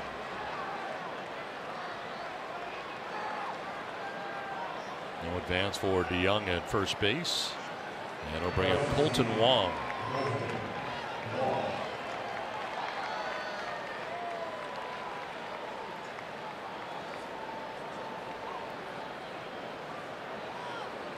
I think if you're Brian Mitchell right now, you got to move somebody's feet. These guys are taking swings, very comfortable in that box. And that's not to say anybody needs to get hit, but you certainly need to pitch in with some effectiveness. Yeah, I agree with that, Tony. And you think about it too from the hitter's perspective. It's uncomfortable when your feet are moved. Yeah. When you start settling in, start hitting the way the Cardinals have to start this game, you have to mix it up a little bit. I agree with you, because it's not about hitting somebody, it's about making them uncomfortable in the batter's box. They start to lean back, they start to take big swings on you. It's an uncomfortable feeling. An example, that first pitch to Wong, it's not horribly in, right? It's up, it's middle in. There was no type of flinch at all. Like he's feeling pretty comfortable. At the next pitch, he takes a good hack, he fouls it off.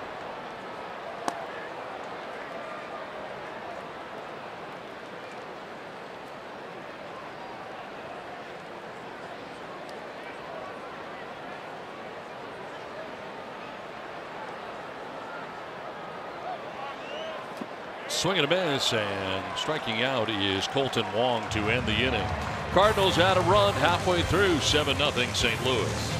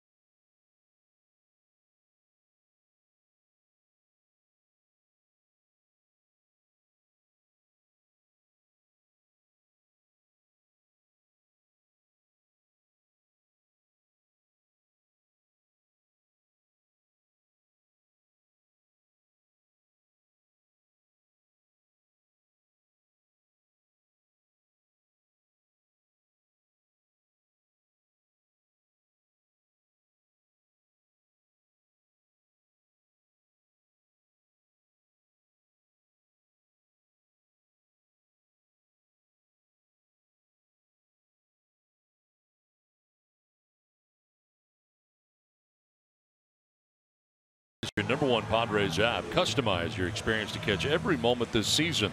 Get Padres home screen icons and features such as MLB.TV Game of the Day, pitch tracking, in-game highlights, live radio broadcast stats, news, and more. Download MLB At Bat today. It's on to the bottom of the 5th inning. Padres trailing 7-0. Bottom third of the San Diego order anticipated. A.J. Ellis will lead it off. Flied out to right field in the 2nd inning. 0 for 1.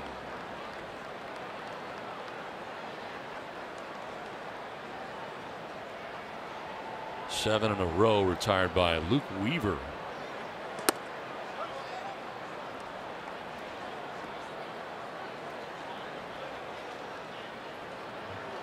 Weaver has given up a total of 3 hits in the game. Through the first 4 innings, had some long waits. His offense has been putting together some runs. Well, this has to feel good for Luke Weaver because he's struggled at times. Been mentally, saw him challenged with so many pitches in the 1st inning. He was frustrated coming into the dugout. He gets backed with 7 runs and makes it a little bit easier to go out there and just think about executing pitches. You don't have to be so fine anymore. You recognize that your ball club has put you ahead with a pretty big lead. So go out there and just make pitches at this point. First inning, he threw 26 pitches, 47 through 2. Next pitch will be his 75th of his outing.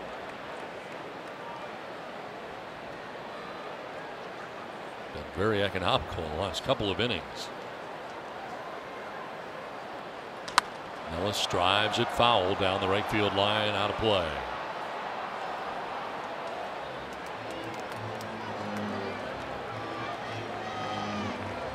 Seven runs, 9 hits, no errors for the Cardinals. No runs, 3 hits and an error for the Padres. And here is the breakdown. First 2 innings heavy loaded for Luke Weaver, but very economical sense.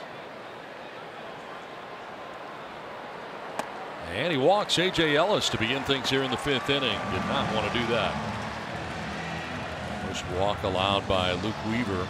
Guy who has walked quite a few this year, and that's been part of his problem. Yeah, he struggled with his command from time to time.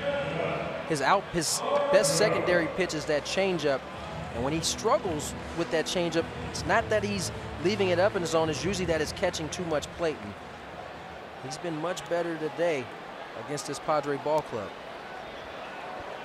The runner on for the Padres in the 5th inning. Here is Manuel Margot. Manny's double came on a changeup. Let's see if he gets after the fastball here. This is the important thing when you're thinking about maturing for Manny Margot. Had the double in his first at bat, and then you have to continue to work off of the fastball. Yes.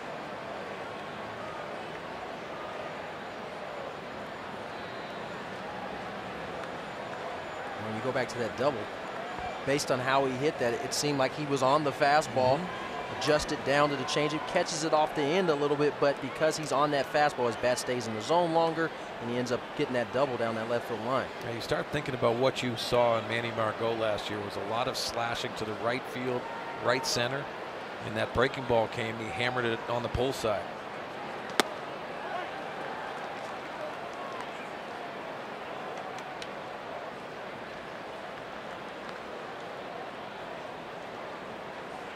Brian Mitchell has come out on deck. He will bat for himself, it appears. Margot fouls it off in that direction over by the Padres dugout. There is Mitchell, who so far has gone 2 2/3 in relief. And again, with all the starts he's made, 7 of them, he is stretched out and can go a while in this game. So 40 pitches since coming in.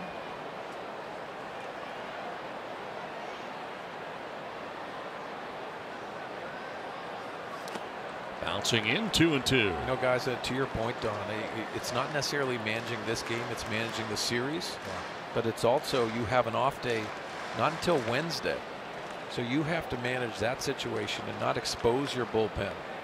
So that's the challenges, especially in the National League, and you have a shorter bench.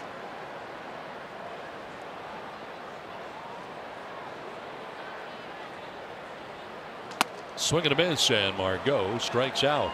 Third strikeout for Weaver. Fastball running away for out number 1 of the inning. Well, Tony, we talked earlier in the broadcast about handling velocity at this level. In your opinion on having to be able to control and command as a hitter velocity within the strike zone? I mean, it's an absolute must at the big league level. If you can't handle velocity, you're not going to be able to stay at this level very long. So were there things and keys that you thought of with a guy that would bring it, especially a starter? I mean, the first thing I was ever taught about a guy with velocity, the harder he throws, the slower you have to be at the plate. Mitchell reaches out and takes it the other way nicely on a base hit to left field. It advances A.J. Ellis 90 feet to second base.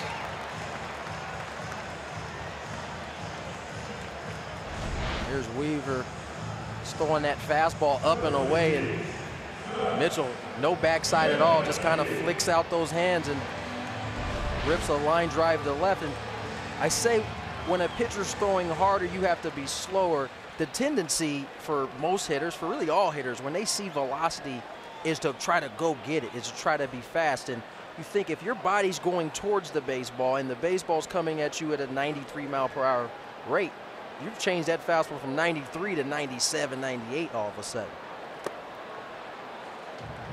Yeah, so, former Cardinal great Ozzie Smith, known for his glove, told me one important thing that always stuck to me. He said, let that pitcher supply the power. Exactly. So it goes to your point. If you slow things down, put the barrel on it, let the pitcher supply the power when it talks about velocity. You have to think of yourself as hitting in a phone booth almost. You don't want to be moving too much. You want your head to be as still as possible.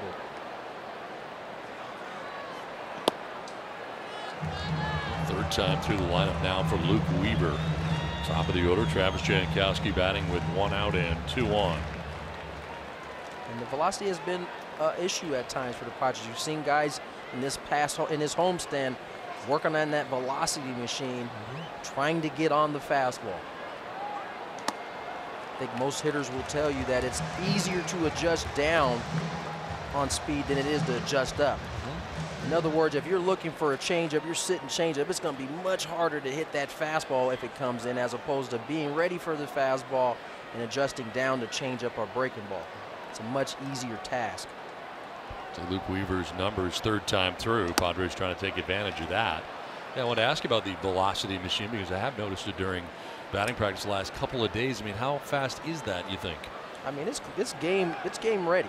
I mean, it's running up there 90s, I would say. Yeah, I'd say mid-90s probably, and it really has a lot to do with the location, because if it's elevated and it takes off, you want to stay off of that. And it really has a lot to do with your discipline. And you're starting to see the Padre hitters incorporate that. Yeah. It sometimes takes longer at times, but you have to set your vision lower in the sights. Because you look at Franchy Cordero, that's the adjustment he has made. Exactly. He stayed off the high fastball. And that's the reason why you're starting to see results. You've seen him and you've seen Manuel Margot start to heat up. Those guys have been pretty much out here every day working on that velocity machine. That is strike 3. Jankowski goes looking. That's the 4th strikeout for Weaver, 2nd of the inning. 2 down. This is just a well-located fastball here. This is what you call the inside-out fastball to a lefty. Starts on that hip, comes back over the inside corner. A lot of left-handers give up on it. I think Greg Maddox made that pitch famous. Well, there is action in the pen. Matt Bowman just saw up there in the pen for the Nationals, or rather for the Cardinals. 2 down, 2 on, and Eric Hosmer, the batter. Zipped inside at 95. We talked about making the hitters uncomfortable. That's exactly what Weaver's doing right here. He moves Hosmer's feet. Now, Hosmer has to be stubborn about this at this point. Understanding what Weaver's trying to do, you have to be stubborn on that outer half still, because that's where he wants to go.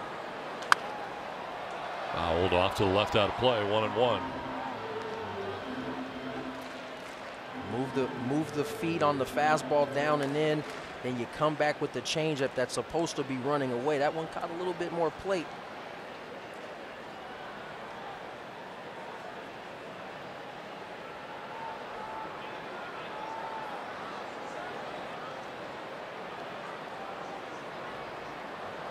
Hosmer grounds one back to the mound. Weaver's got it. He'll flip to first for the out that will end the inning. Through 5, 7-0 St. Louis.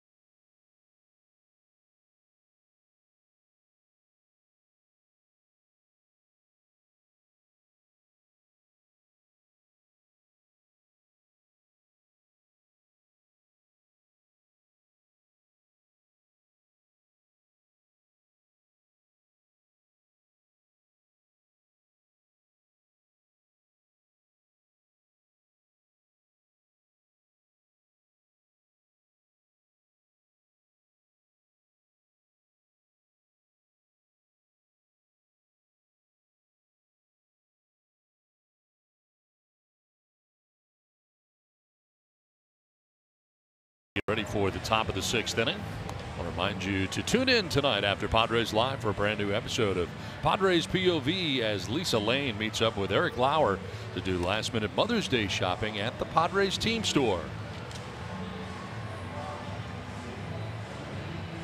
Well, 7-0 Cardinals have the lead as Brian Mitchell back on the mound again. Dealing with 9-1-2 for St. Louis here in the 6th inning. We will have a pinch hitter for Luke Weaver, so that's a night for Weaver. Greg Garcia looks like he's going to pinch hit to begin things here in the 6th.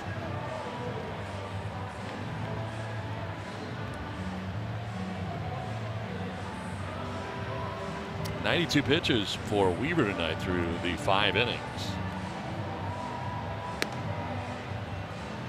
It's a good bounce back start for Weaver. He's been struggling coming into tonight's game.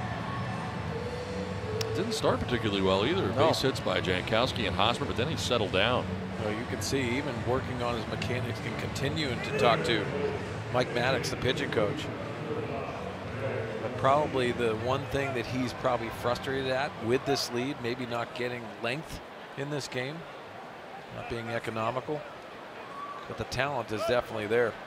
5 shutout innings for him, gave up 4 hits, a walk, and struck out 4 through 92 pitches. For Greg Garcia, pinch hits for him here to begin things in the top of the 6th inning. I think the saying goes, you got to crawl before you walk, right? Sure does. He's been struggling a little bit. I know he probably would like to go deeper, but no runs, 4 hits. It's a pretty good start for if you're Weaver.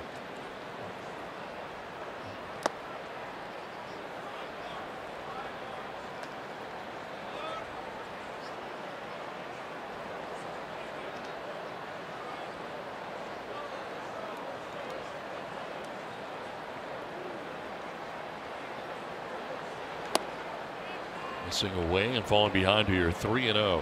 Greg Garcia from El Cajon, California. Has to feel good coming back.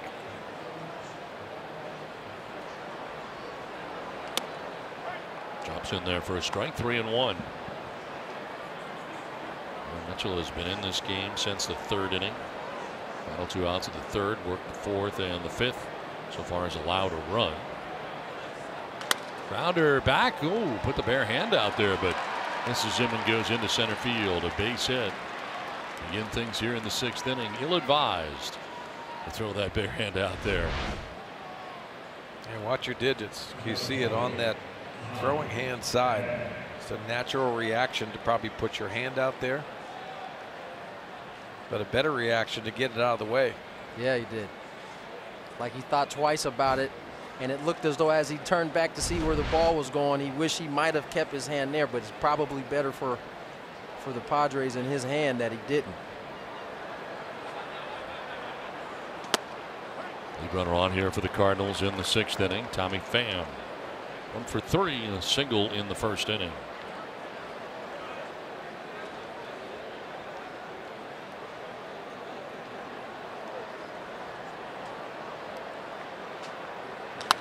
Fly ball right field. Jankowski going back at the wall. That ball is gone. Off the top? No, stays in the yard off the top.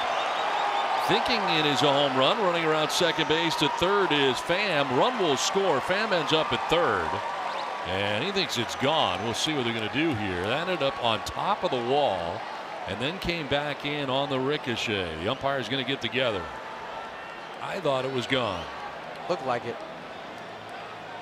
Like it cleared that front territory of that Toyota sign.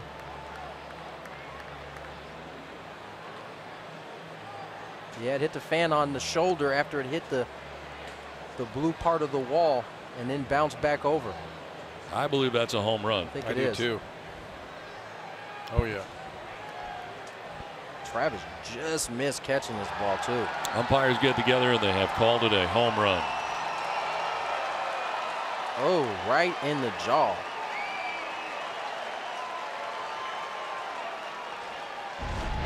So a 2-run shot for Tommy Pham, his 7th home run of the year. Home run number 5 of the game for the Cardinals, and they now lead it 9-0. Yeah, too many trains tonight. What is going on in there? Too many celebrations for my liking. I mean, you're just not used to seeing that in the Cardinals dugout. That's what's kind of mind-blowing to me. Well, listen, we've seen the Milwaukee Brewers have fun with home runs. You should celebrate because it's very difficult to do what they're doing at the big league level. No doubt. It's a season high in home runs tonight with 5. 9 runs in any big league game is worth celebrating.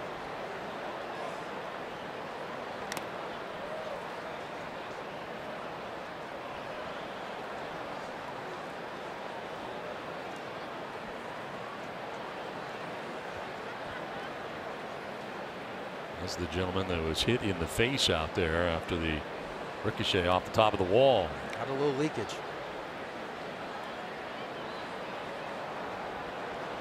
1-2 pitch.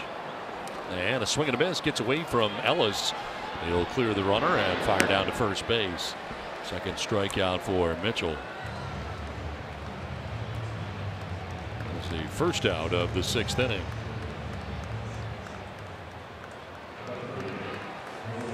Jose Martinez coming up now. 0 for 3 in the ball game. Has flied out to right 3 times. Travis Jankowski up to the task all 3 times.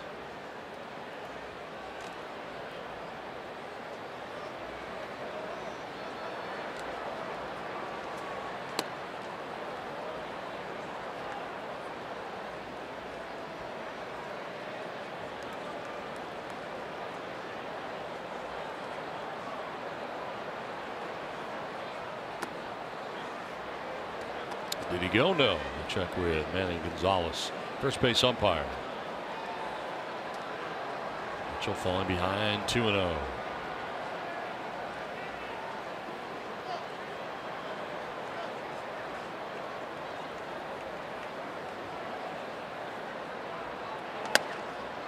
All 3-0.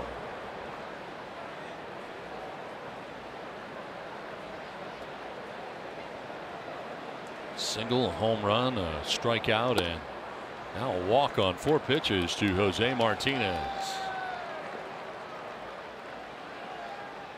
This copyrighted telecast is presented by the authority of the San Diego Padres and may not be reproduced or retransmitted in any form. Counts and descriptions of this game may not be disseminated without the express written consent of the San Diego Padres.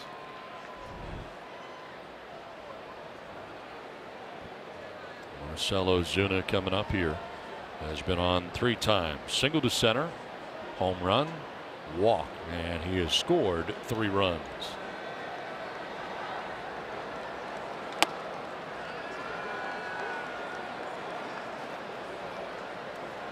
When you think about the location of Brian Mitchell, they're trying to set up down and in, and that's going off the plate away. A.J. Ellis goes out to have some conversations with Brian Mitchell. The command is definitely not there, especially this inning.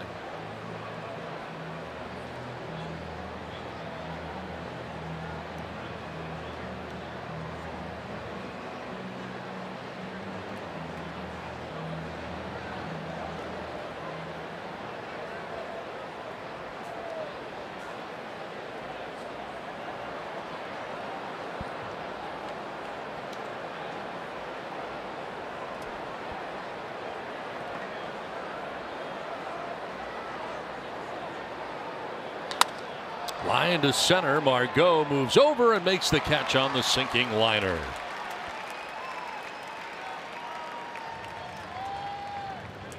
So Ozuna lining out sharply to center field. First time that Padres pitching has been able to retire him. 2 down. And it'll bring up Jed Jerko. 3 for 3. Doing a home run in the 3rd inning. Has scored 2 runs.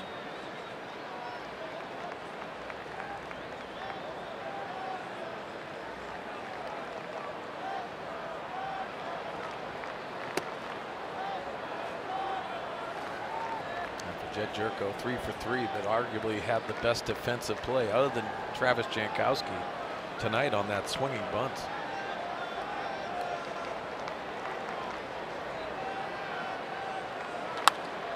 Popped up, foul ground. Hosmer going over and under by the first base coach's box. Makes the catch that ends the inning. 2 more runs for the Cardinals, who lead it 9-0.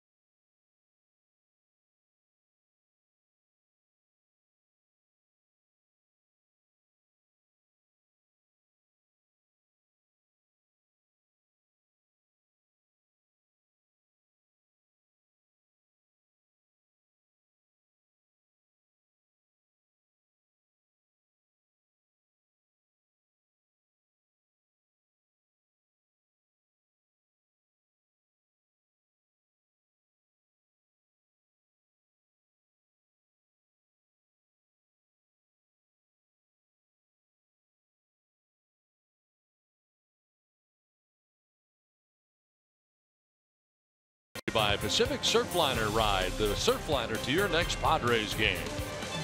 By Jerome's Furniture, where Jerry's price is the lowest price every day. And by Tough Shed. Configure your dream building at toughshed.com.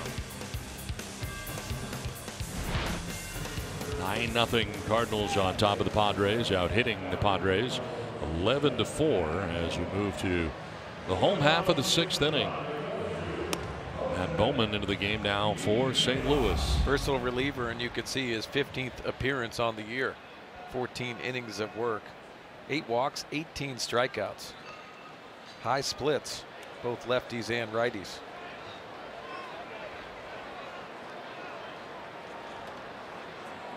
And leading it off here for the Padres is Jose Perella in the bottom of the 6th inning. Perella has struck out looking and grounded out to third base.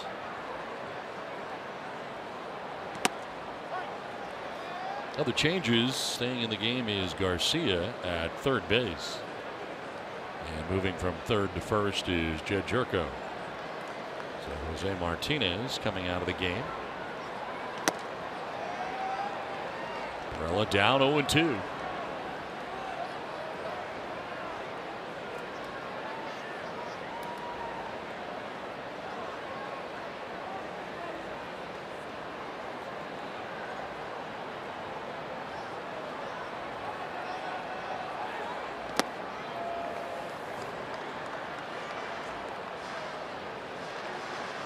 Padres been held to 4 hits tonight, being out hit 11-4.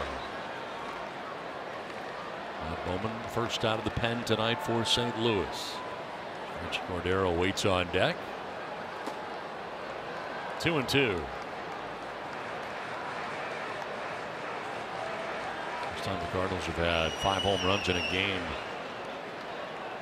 this season.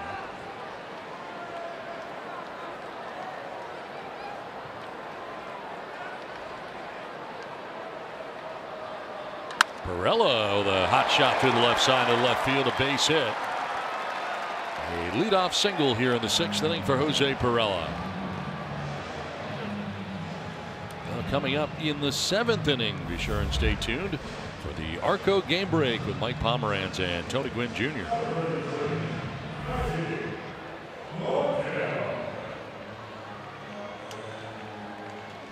Lead runner on here in the 6th inning, and it brings up Franchy Cordero. 0-2. He is struck out looking and grounded out to first base.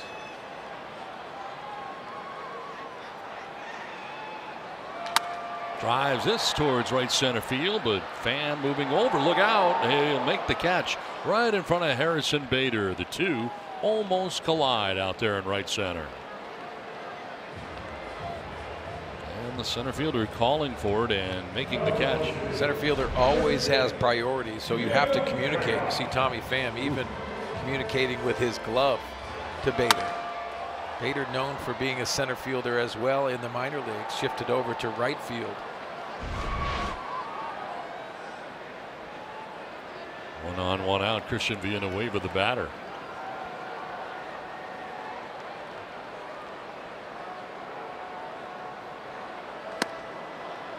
Check swing. He did go, according to first base umpire Manny Gonzalez. Christian has fouled out to the third baseman and flied out to center. 0-2.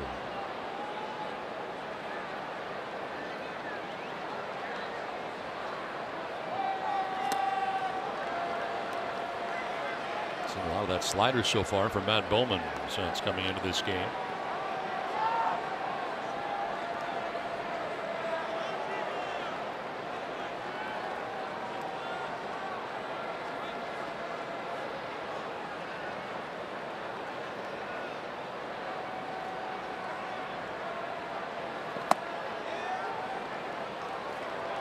High to Villanueva. Chase Headley has come out on deck. He would bat for Freddie Galvis.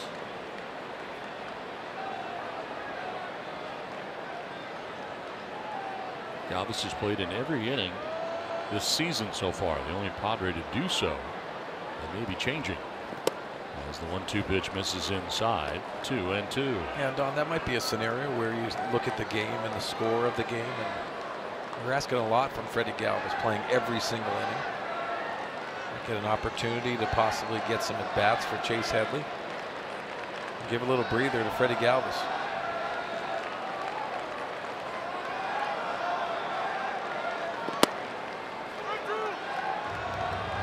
Full count now. I always sense when you're on the bench in games like this, you're stretching all the time, knowing that you're probably going to have to give a breather to those regulars.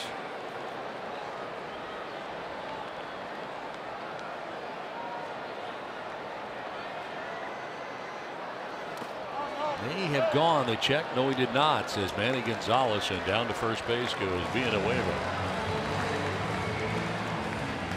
That's the second walk allowed by Cardinals pitching. The first by Matt Bowman since coming into the game.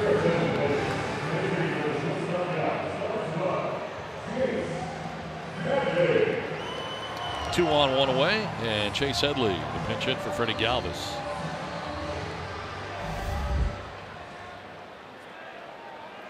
.120, no homers, and 4 runs batted in for Chase.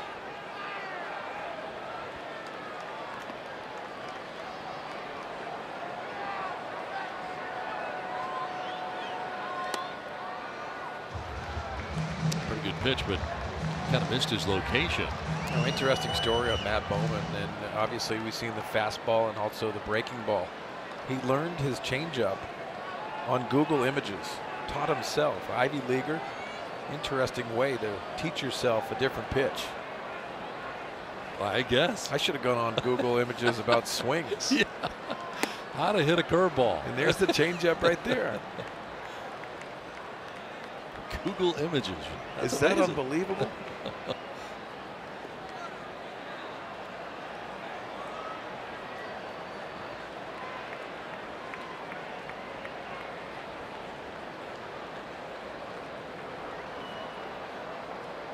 One to the pinch hitter Headley. That'll drop in there for strike 2. Listen, I'm going on Google right now. See those changeups? You make a comeback. No, that hurts already. We did play a softball game yesterday. Heard you hit a home run, and I watched it. Well, the Marines hit a lot of home runs. You Cadillac'd it around. It was unbelievable how long it took you to get around. It's called lack of speed. 1-2 pitch is going to miss. I was stunned. I thought it was in slow motion, and then I realized that the video was real time. Oh, and unbelievable! And you would have gone fast. What are you, Scott, rolling around the bases? It was amazing, though. I thought it would never end the trot. Your one thought when you play exhibition games like that is don't blow out your Achilles. Exactly. 2-2, a miss downstairs, full count. And I hate to say it, I'm carrying a little more weight than I did when I was a player. Okay. Let's slow it down. I didn't see the bat flip, though. I wasn't sure there was a bat flip. No, there's no bat flip. Okay. No bat flip. But I was swinging. A.J. Ellis waiting on deck, 2 on, 1 away. And Headley strikes out. First strikeout for Bowman since coming in, out number 2 of the 6th inning. About off-speed pitches to Chase Headley early in the count and pitching backwards, the fastball putting him away. 2-seam action.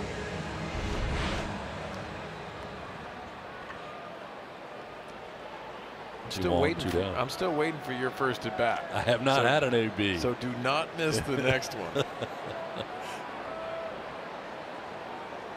Because I want to see it. A.J. Ellis stands in. I want to see you imitate your favorite player, Dwight Evans. I'll be the Dwight Evans stance. I can't wait. Oh, it's going to be great. But I don't know when it's going to be. I mean, played last year. This year I did not play. It was a personal decision. I figured with all the 98 guys back that you guys really should be on the field, even though I was probably the best athlete on the field. I'm still having nightmares from that line drive hit at me, by the way. Off of your pitched ball. It led to my 2 unearned runs. Thanks to your play at first base. I was a pinch hitter, Don. I wasn't a glove man. That was a good showing yesterday, and we were thankful for the Marines to even have us coming out there and participating with them. They did. They hit a lot of bombs. Miramar yesterday? Yeah, it was unbelievable.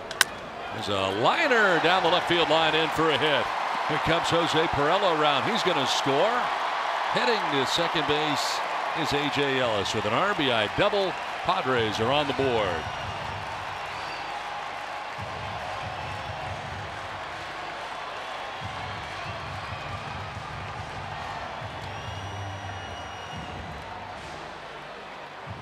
Now, it sounded like he broke the bat. Let's see if he got it on the end.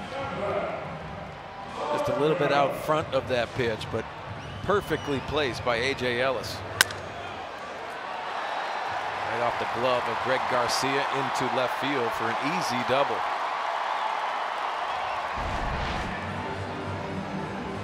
Second and third, a run in.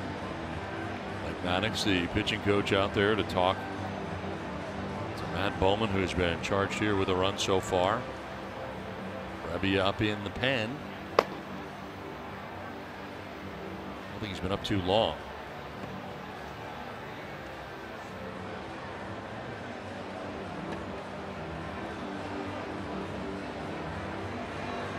Well, Margot coming up, a strikeout victim in the 5th inning, a double back in the 2nd inning.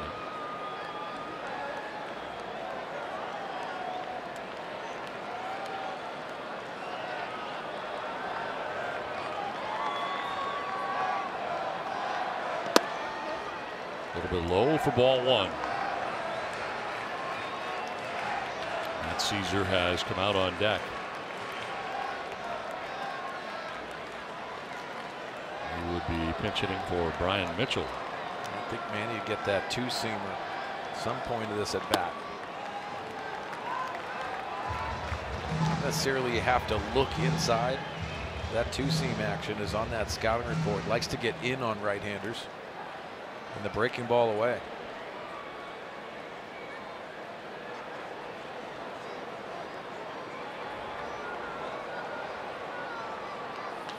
On the ground, foul outside of third. Yeah, Manny was ready for it, just a little bit out front. Probably a little bit down for a 2-0 swing. I like the aggressiveness.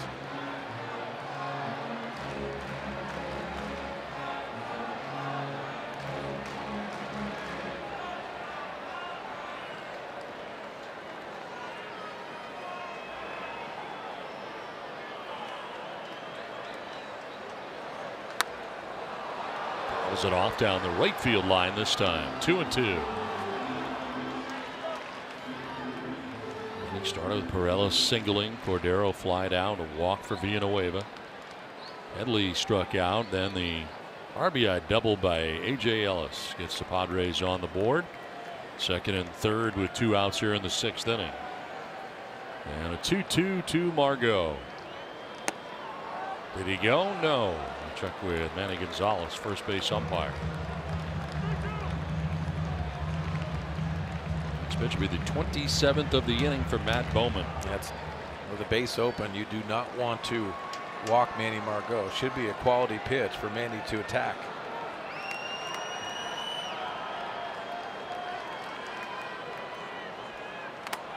Fouled back.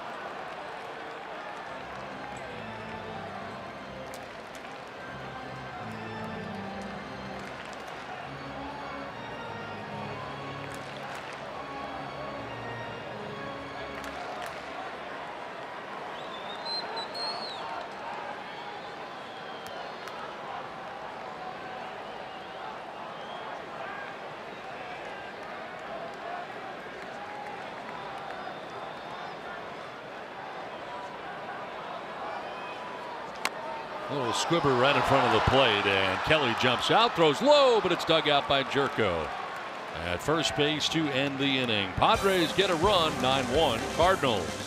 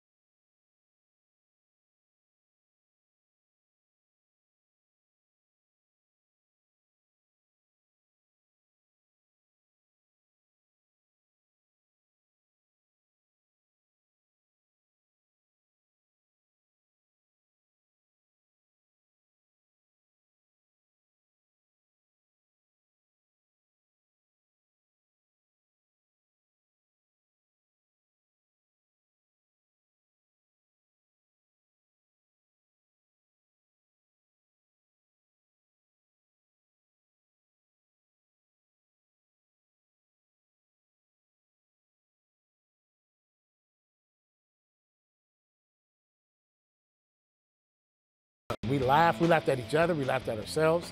We created a chemistry in spring training that was very unique, and I haven't seen it since. It was really a loose group. Well, 1998, the Padres and their fans came together for a season to remember.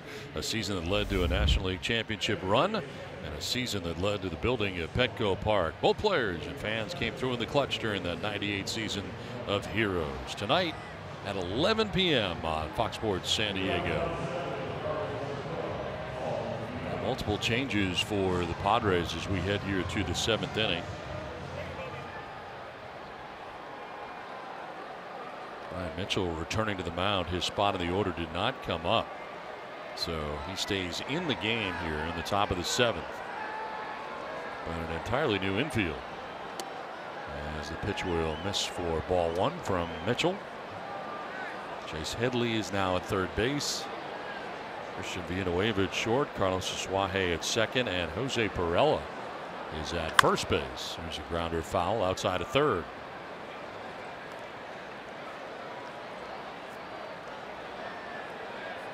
We saw Christian Villanueva play some shortstop during spring training.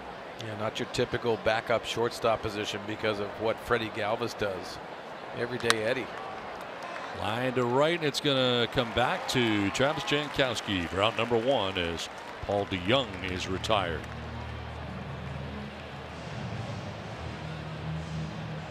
So Hosmer coming out of this game as well. Hosmer and Galvis both on the bench now with these latest changes. The Padres trailing 9-1, and the Cardinals batting here in the 7th inning.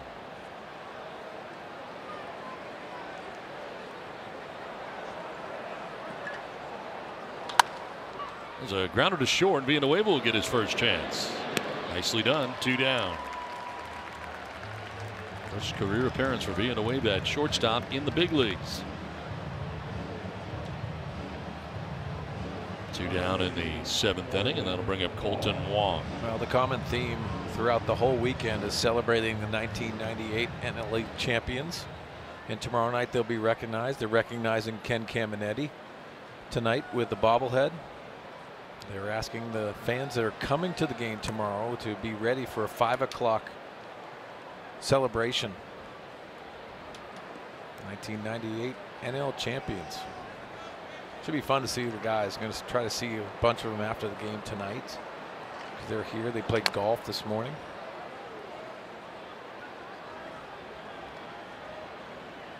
Have you kept in touch with a lot of those guys? I have, and it's really easy to. Wally Joyner always sets up golf somewhere. He's loving golf. He probably had something to do with it today. And Greg Vaughn always talking about his family and the connections that you have. But we have a text chain together too that really is a lot of fun. Villanueva tested a few times. Low throw. Perella able to pick it up just in time for the out that ends the inning. Now time now for the Arco game break with Mike Pomerantz and Tony Gwynn Jr. Well, guys, this story from Arco is all about the 4, 5, and 6 hitters, Ozuna and Jerko and DeYoung. Boy, Tony, they have been fantastic tonight. Yeah, they've been in good position to hit all game long. Really weren't fooling. Those guys have been comfortable for the entire game today. Padres didn't do a good job of moving feet, allowing these guys to be uncomfortable. And listen, the ball's in the middle of the plate. When you're making mistakes in the middle of the plate and the pitches are up in the zone, bad results happen. Whether it's Ozuna, whether it's Jerko or DeYoung, they've been putting good swings on the ball all game long, and that's the middle part of their lineup. That's what they're supposed to do. So the mistakes have to be minimized, especially when you get to that part of the lineup. You know what's been interesting is this is a team that's been doing it on pitching. They haven't hit it all this year. Today they decided to hit. Well, that's going to be our Arco game break. But before we go back to Don and Mark Sweeney, here first is a message from our friends at Arco.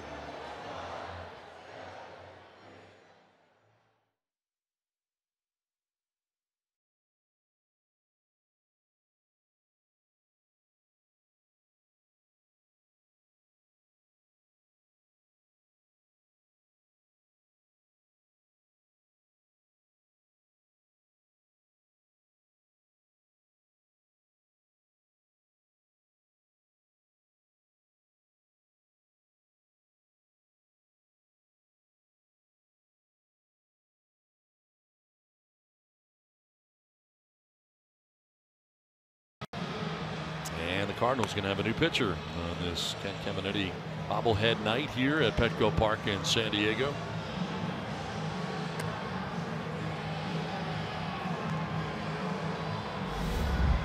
John Brebbia into the game now for St. Louis. Now making his 5th appearance, and you can see very good splits versus the lefties and right-handers.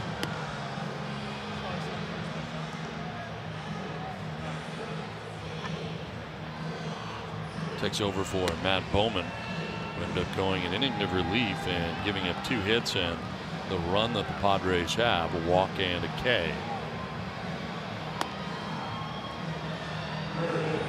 Brebbia gets himself ready here, being facing Mitchell, who is back out there again. Looks like Matt Caesar is going to pinch hit again, but that's not the case.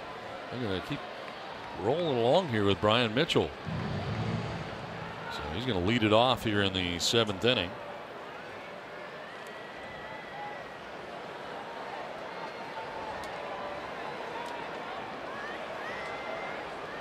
Got a base hit his first time up in the 5th inning. I served it to left field with that high fastball.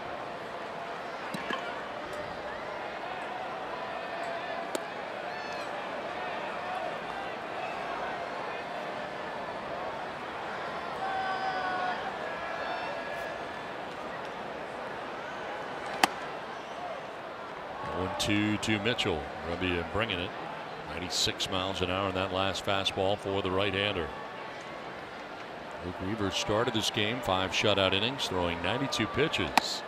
Mitchell strikes out for the first out here at the bottom of the 7th inning. Not been a huge strikeout night for the Cardinals. That is 6 Ks in the game. Going down in the 7th, and it brings up Travis Jankowski. Still 2 games left in this 4-game series between the Padres and the St. Louis Cardinals. Michael Wacha will be on the mound tomorrow night, matched up against Tyson Ross. There's Jankowski with a swing and a miss for strike 1. Well, the Cardinals have yet to announce a starter for Sunday. Some people are possibly saying Adam Wainwright might take that position. This one will find its way into center field. Travis Jankowski's 2nd hit of the night. A 1-out single.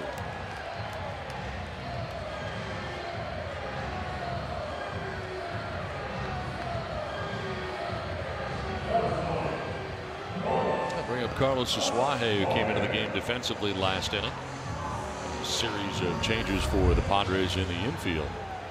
Average of 194 coming in, 2 homers and 12 runs batted in, and playing time has been few and far between for Suarez, as Perella's been getting the starts at second base. First pitch swinging is Suarez into shallow left, and in comes Ozuna for out number 2 of the inning.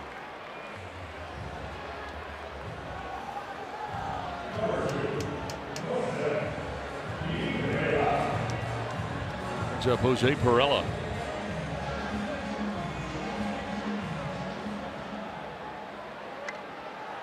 Struck out looking in the first, grounded out to third base in the 3rd, single, and scored in the 6th inning.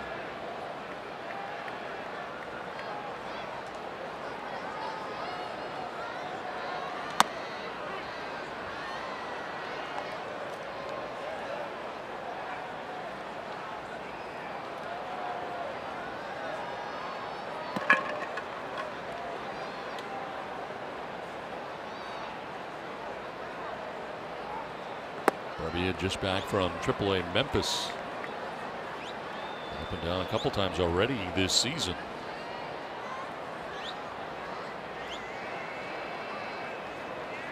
No, Don, it's so important to have bullpens, and I think the Cardinals had to restructure their bullpen in the offseason. Done a nice job.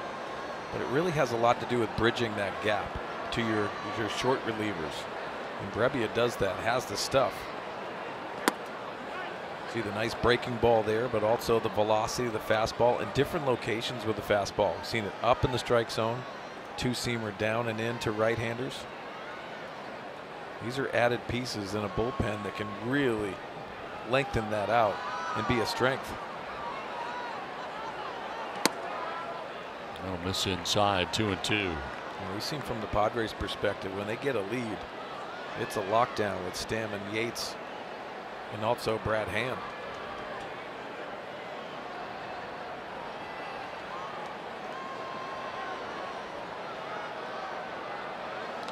Perella pops it up foul off to the right out of play. Well, for years, the AAA affiliate for the Cardinals was Louisville. And now it is Memphis. I believe Cincinnati is with Louisville now, a little closer for them. Yeah, it is closer. Brand new ballpark. When I was with the Cardinals, I spent 2.5 weeks in August on a football field. Yes. That was Redbird Stadium. Very hot. And then you go to the big leagues, and Busch Stadium at that point had turf. 2-2 in the air to center field. Pham going back, still going. That ball is going to be off the bottom of the wall. Coming around to score is Jankowski from first. It'll be an RBI double to center for Jose Perella. 9-2 Cardinals.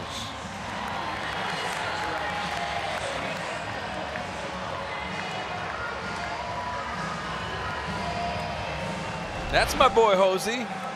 Absolutely love this swing, handling the top of the strike zone. You can see backspinning this baseball as he uses that top hand. Hits this over the head of Tommy Pham, and Travis Jankowski scores easily from first. And Franchi Cordero 0 for 3 in the game.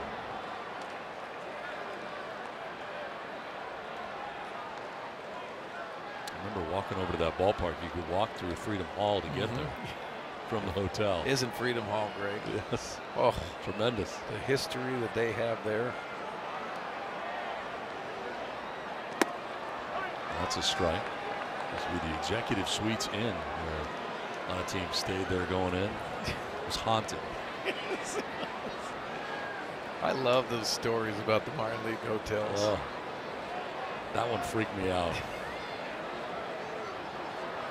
How about in Milwaukee? The Pfister? Does that freak you out? No, I don't have a problem with. I didn't either. That never bothered me. The Vinoy in Tampa, where the Rays are, have been a lot of rumblings, incidents, rumors.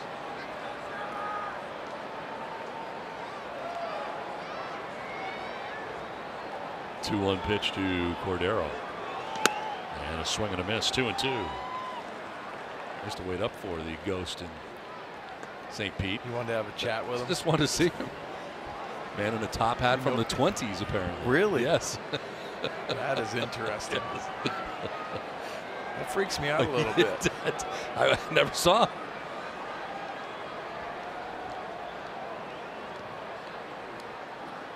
Two-two pitch. And it's fouled off to the left out of play. You know, I remember I was with the Giants, and we had an outfielder, Freddie Lewis, and we told him about the Milwaukee hotel, the Pfister. So we set up where he had to go back and get another key. We got in his room, and we set up alarm clocks. We set up some sounds. That really wasn't a good prank for Freddie Lewis.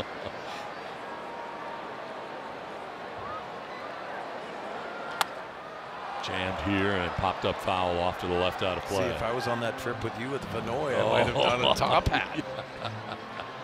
Cut you in the closet. Yep. Very well dressed, very formal, as if you were in 1920, and top hat. And the funny thing is, everybody, the descriptions of this gentleman are exact. Wow. Team to team, year to year. I believe it. And there are not a lot of Caspers out there. No. They're not the friendly ghost. 2-2.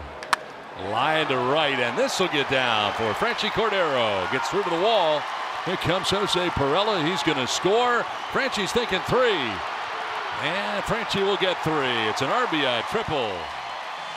Now 9-3 Cardinals. Padres getting to Brebbia here in the 7th inning. Well, Matt Steers, the hitting coach, always preaches don't give at-bats away. No matter what the situation is, it's such a great point. See Franchi Cordero slashing this to right, and then you see the speed. Those long strides. spectacular athlete.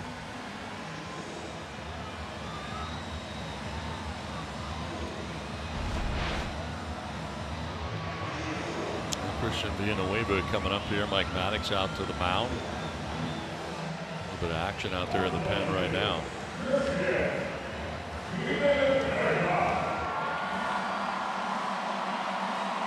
Trying to get Brebbia through the 7th inning. There's John Gant up in the pen.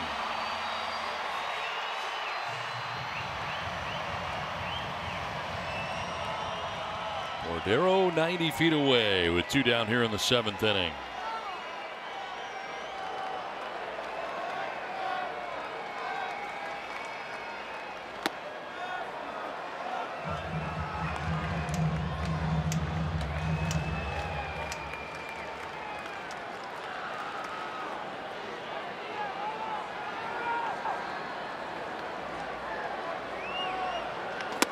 Drops that in there for strike 1-1. You know, we go through these tough stretches, it always seems like you're thinking the opposite. Fouling pitches off that you should be putting out in play. And when you take those borderline pitches, they're usually called. Got to force yourself out of that. Sometimes that's a difficult task to do.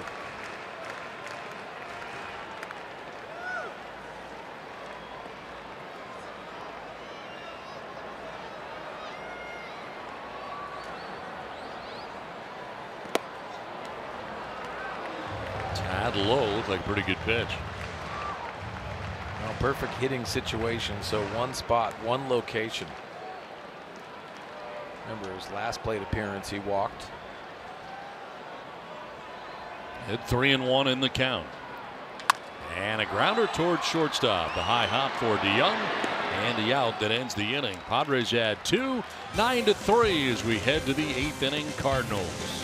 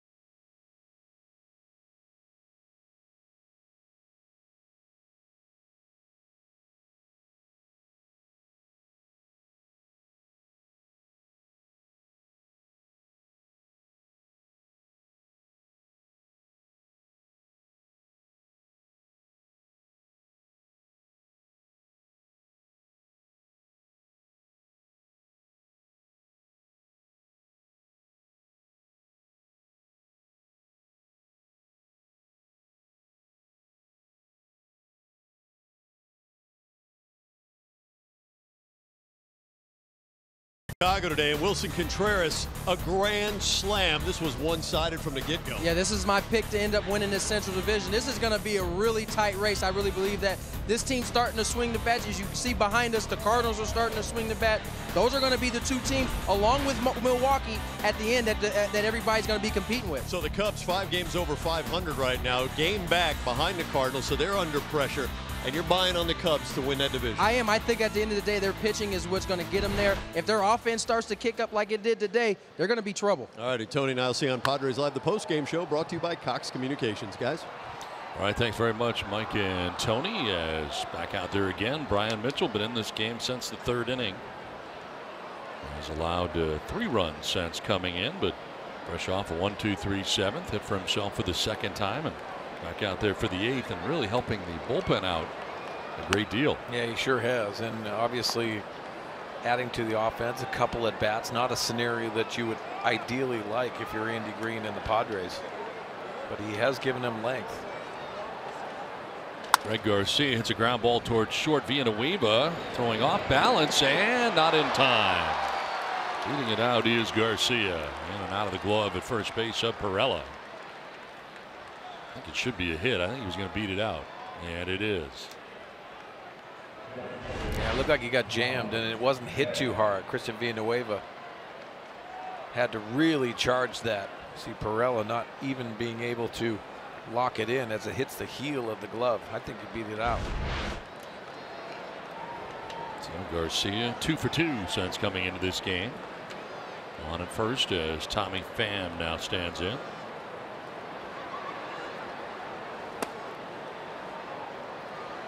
And with 2 hits, single in the first, home run in the 6th inning. Of the 5 that the Cardinals have in this game.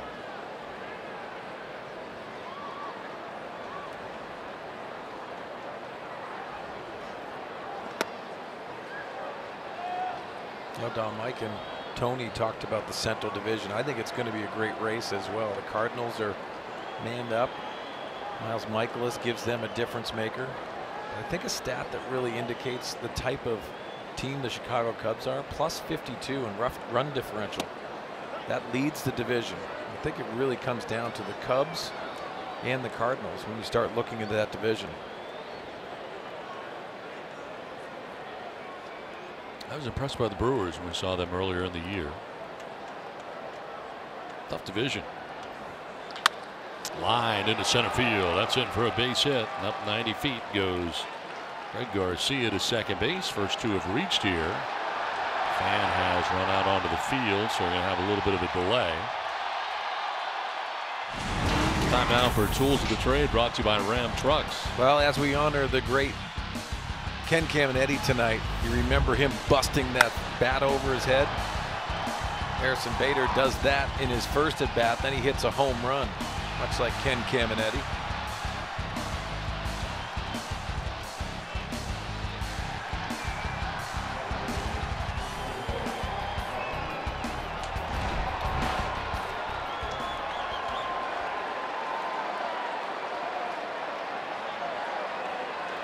Security taking care of this fan that made it out onto the field from right field into right center.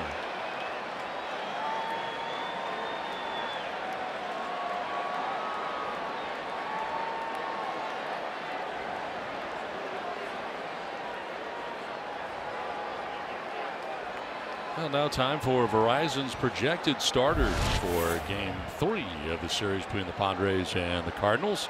Tyson Ross will be on the hill for the Padres, coming in at 2-3 with a 3.67 earned run average. Up against Michael Wacha, 4-1, looking for win number 5 of the year.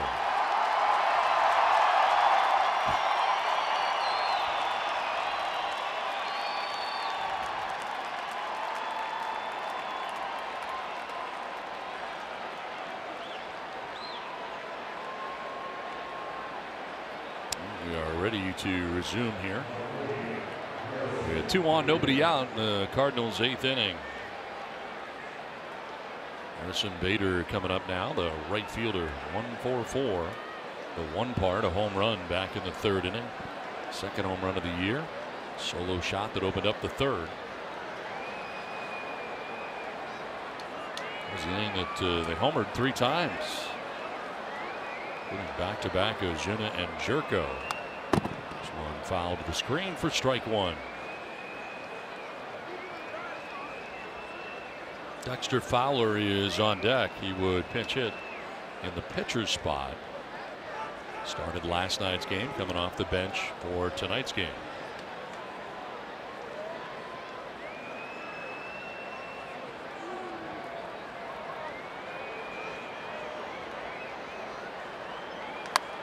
Sprays it foul, off to the right, out of play. Well, as we saw Harrison Bader put that bat over his knee, typically Ken Caminetti would do it not with a broken bat. Harrison Bader's bat was fractured, so a little bit easier to bust it over your knee. I wouldn't even try that. It would hurt. There's a little looper to right field. Jankowski coming in to make the catch quickly for the first out. No advance for the base runners. One down here in the 8th inning. Remember great Bo Jackson doing that back in the day. Got to be pretty strong to do it. You got to be strong, and you got to have that mentality. I don't know if you want to try that at home. I think when Mudd comes back, he would probably ask you to try that. Probably would. Surprised he hasn't. He likes to have you get that feel for the game. I can feel like a major leaguer. Yes. 2 on, 1 away. And here is Dexter Fowler pinch hitting.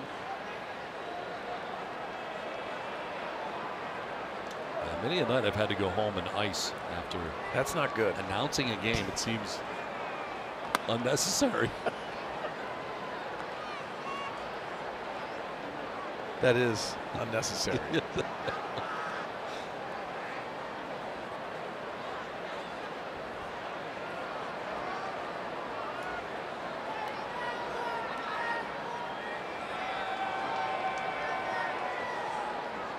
Fowler chops one to first to the backhand. Perella will go to second base. They get the middleman on a force out at second base with Villanueva covering. Tommy Pham retired 3-6. As Fowler reaches at first and Garcia takes third. Really nice awareness by Jose Perella. He goes to his right, but he also understands Brian Mitchell has to come over and cover. That's not an easy throw. So he takes that easy throw to second base and getting the force out with Villanueva. First and third, 2 down, and Marcell Ozuna coming up.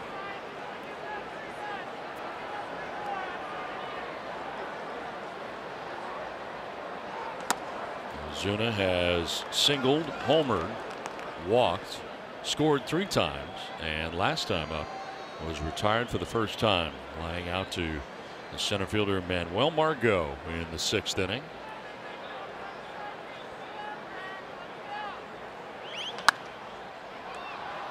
Fouled off to the right and out of play. That'll get up into the top deck.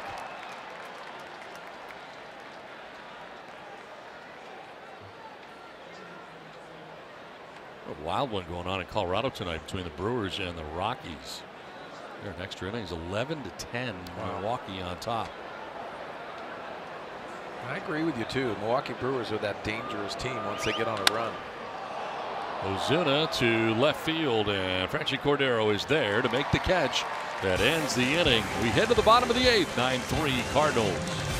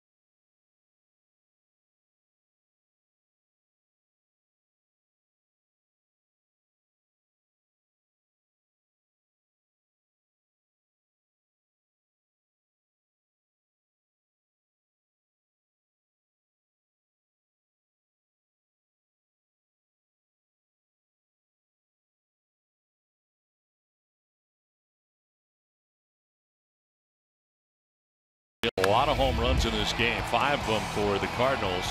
And it started with Paul DeYoung, a 3-run shot, then a big inning. Harrison Bader with a solo shot in the 3rd. Marcell Ozuna with his 3rd home run, solo shot. And they go back-to-back. Jed Jerko after Ozuna hits a home run of his own, his 4th. of the season. And one more for you. Tommy Pham with a 2-run home run off the top of the wall and a fan. Padres finally get on the board on a triple by Franchy Cordero that scores Jose Perella. Padres would add 2 more in the bottom of the 7th inning after Franchy's RBI triple in the 6th inning. Luke Weaver, pitcher of record right now for the Cardinals. 5 innings, no runs. Eric Lauer on the hook for the Padres as Chase Headley bats for the 2nd time coming off the bench. Struck out swinging in the 6th inning. And leads it off here in the 8th against the new pitcher, John Gant.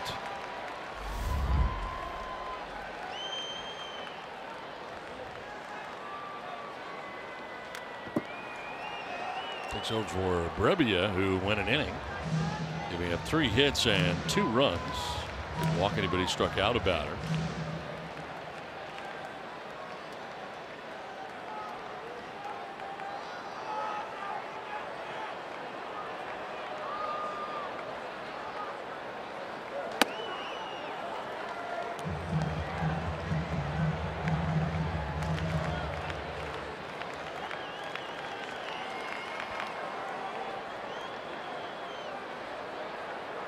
One-two up and away. 2-2.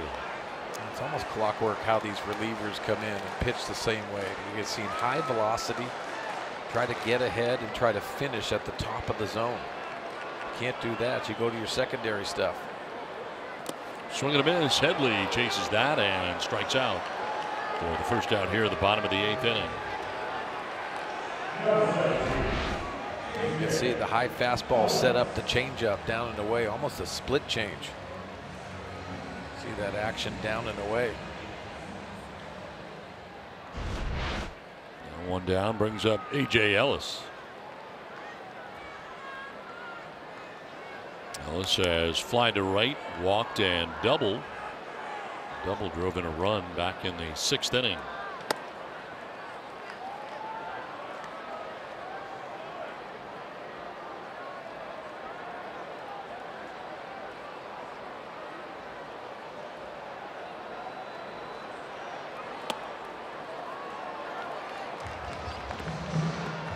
Runs, 13 hits, no errors for the Cardinals. 3 runs, 9 hits, and an error for the Padres.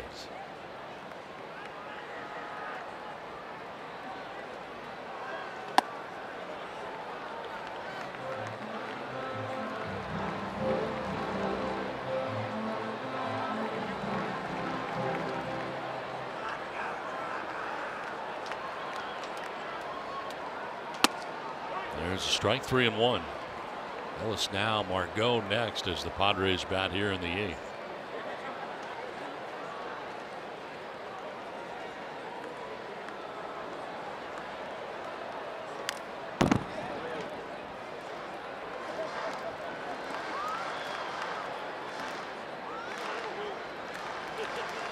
A.J. Ellis and Rafi Lopez sharing time doing the catching in the absence of Austin Hedges.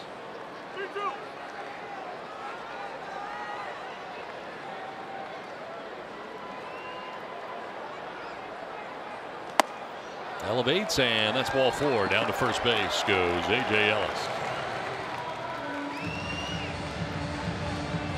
Austin looking on the DL. Not much fun being on the DL. Not fun. And heard Bob talk earlier about the good results that Austin Hedges got. And an MRI came up where they didn't see anything. That's a good sign because mentally you start moving forward. You can be a little more aggressive knowing that you're not injured and it's healing correctly.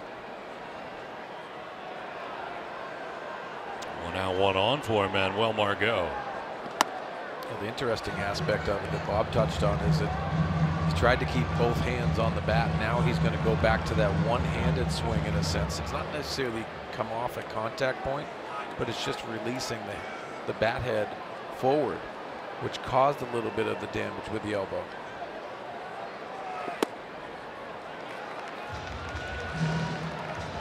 Austin just wants to get back on the field. It's got to be a grind. Anytime you're rehabbing, you just want to be healthy and compete with your teammates.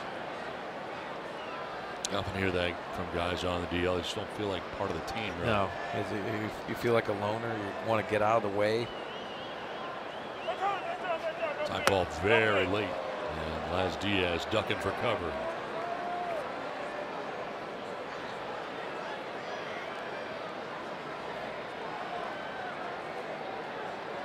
Matt Caesar on deck again. He's been out there 3 times. He's loose. I think this time for real. Well, maybe. We'll see.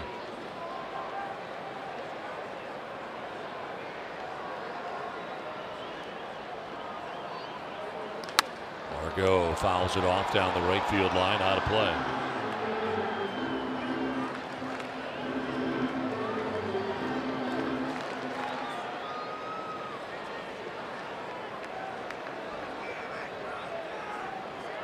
Luke Gregerson up in the pen. Another former Padre.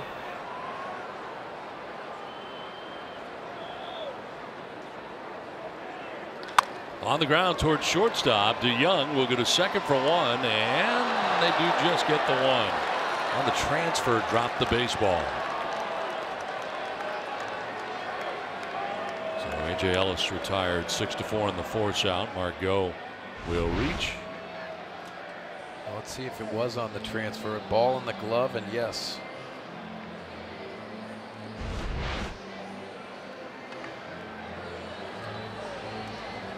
So Matt Caesar finally will bat in this game.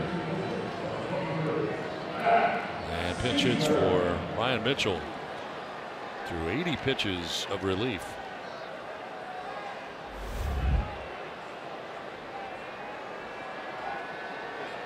Ended up going 5 2/3 innings of relief. Matt Caesar batting with 2 outs. Runner at first. Runner goes, and a ground ball to shortstop Paul DeYoung. Goes on the run and in time to end the inning. It's to the 9th we go. 9-3 Cardinals.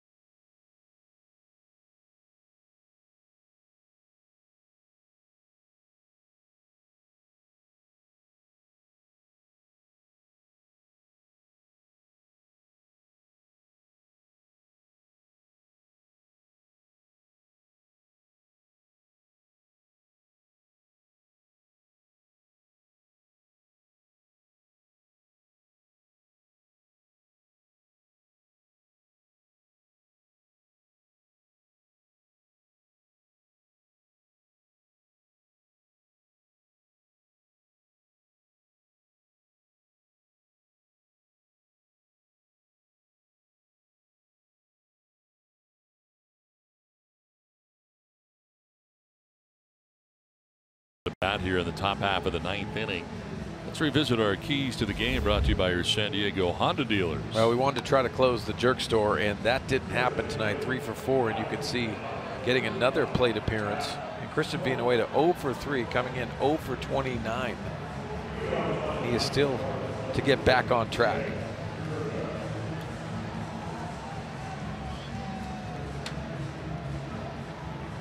Now the new pitcher, Matt Strahm, into the game here. A.J. Ellis greeting him, and he will go to work.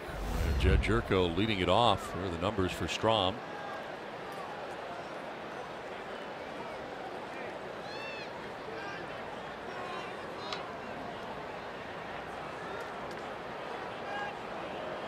Jed Jerko, 3 hits in the ball game tonight, including a home run back in the 3rd inning.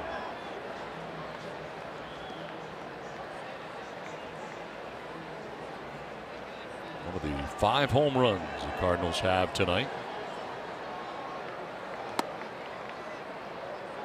2-0.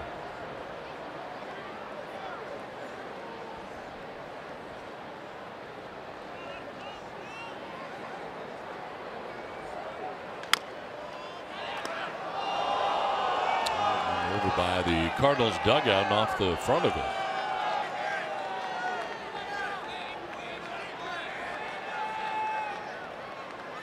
Grabbed their attention, was headed right for him.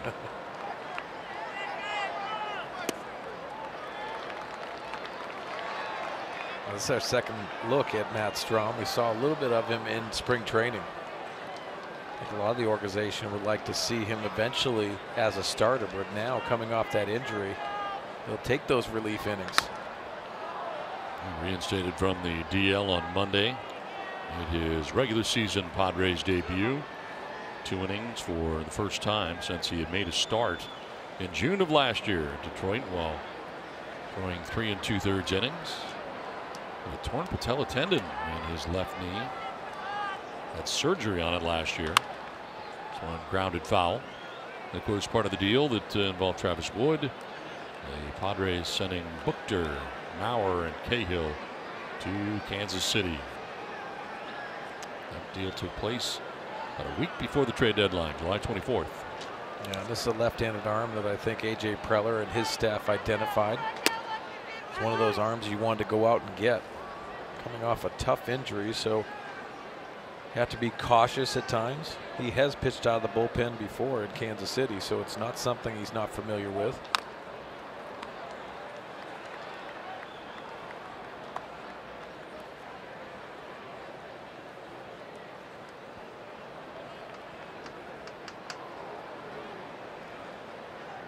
Jerko, DeYoung, and then Kelly anticipated in the inning.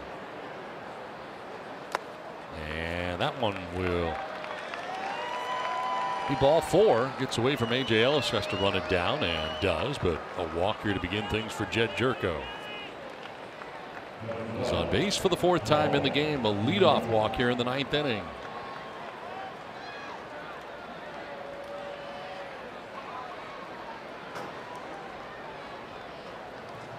There's Paul DeYoung, 2 for 4.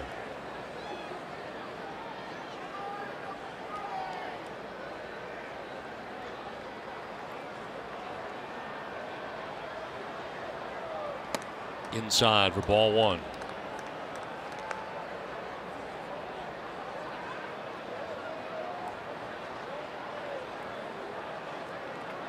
And 28,207 here at one point tonight.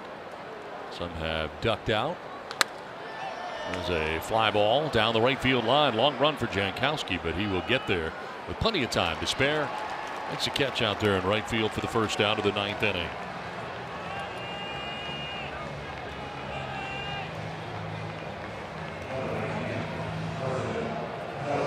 You know, Don, we heard some good news yesterday from a former Friar, Chris Young. Major League Baseball just hired him, and it seems like he's going to retire. We saw him in spring training, but has a very good job for the Major League Baseball. Very important part of a lot of ball clubs he was on as a leader, an example, and an ultimate teammate. We congratulate Chris on his new job and also a very successful career. A pretty good spring training, all things considered, in Padres camp, of course. He did. It says he's going to be the vice president of on-field operations, initiatives, and strategy. Does it surprise you he wanted to stay in the game? Not at all, because he could basically do whatever he wanted in the game of baseball. Carson Kelly striking out, and there are 2 outs in the inning.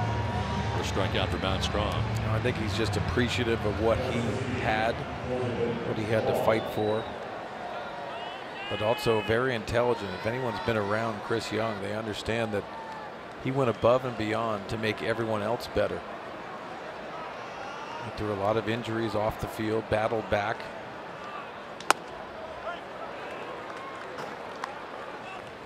I think the challenge for everyone that's gone through a career like Chris is that how do you give back? How do you continue that? Is it coaching? Is it that avenue? Some people talk about that, but And Chris probably identified Major League Baseball and how he can impact the game, and I think he's going to do a great job of that, no matter what he does. We all wish him luck here. One of our favorites. 2 down, runner at first, and Colton Wong takes a look at a ball, and it's 2-1.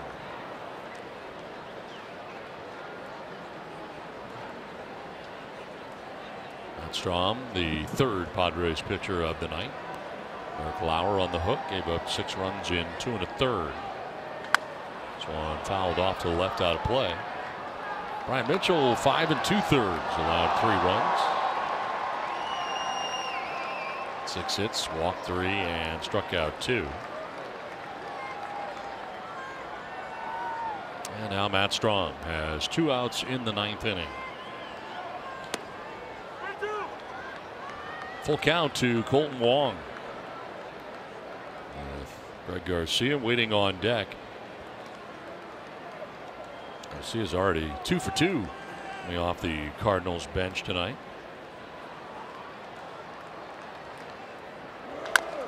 Chop left side. Villanueva will throw off balance and just in time. Nice play. That will end the top of the 9th inning with the Cardinals on top of this one, 9-3.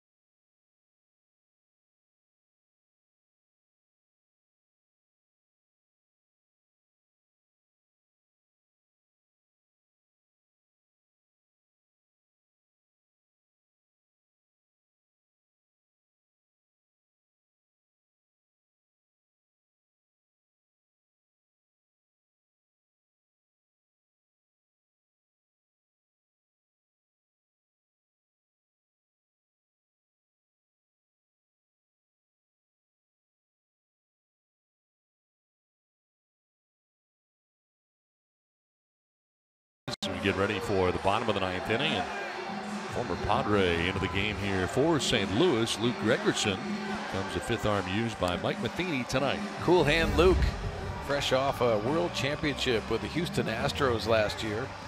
Goes back to the Cardinals where the Padres got him. He loves throwing his slider, always has and always will. Different shapes to the slider, but also the 2-seam fastball to go along with it.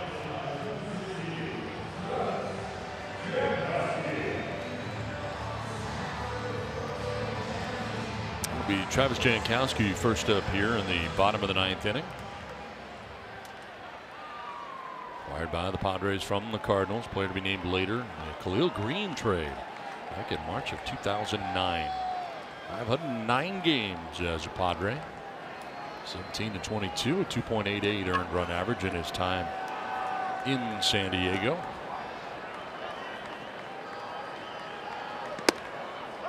Strike 1 to Travis Jankowski. Khalil Green, one of the most talented shortstops to put a Padre uniform on.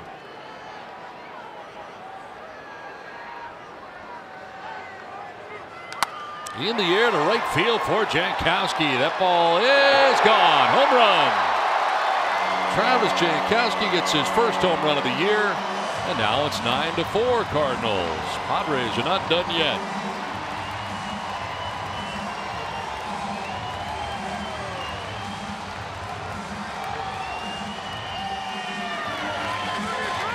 You got to keep fighting, you got to keep scratching, and Travis Jankowski really pulls his hands in nicely on this homer.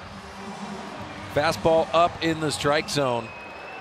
And this is a perfect swing. He continues to do damage at the top of the order.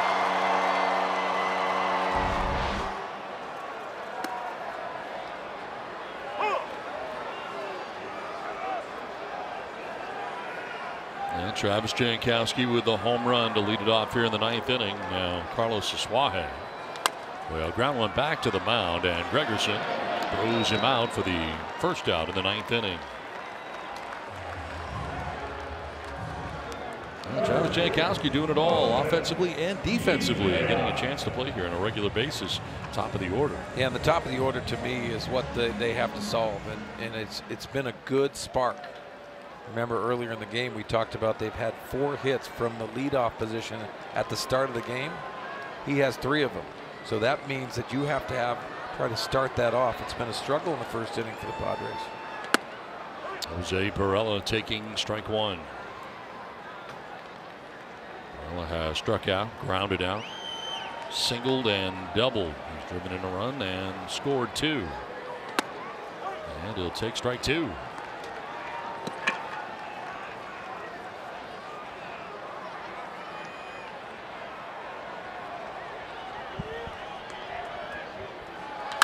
Line into left center field for Perella. This is in the gap. Perella headed for 2. And he's got himself a 1-out double here in the 9th inning. Sharply hit ball to the gap. 3rd hit of the night for Perella. Now 3rd straight hit. See 2 strikes and him pounding this baseball.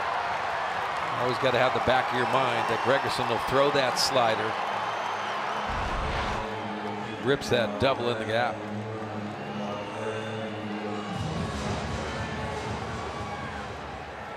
And some solid swings here on Luke Gregerson so far in the 9th inning.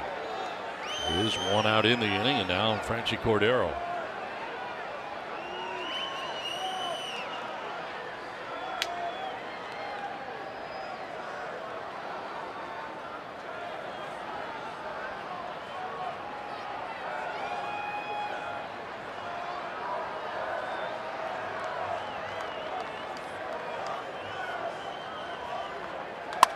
On the ground, sharply to short. DeYoung will go to first with it for out number 2, as Perella takes 3rd base with now 2 down in the 9th inning. Bring up Christian Villanueva.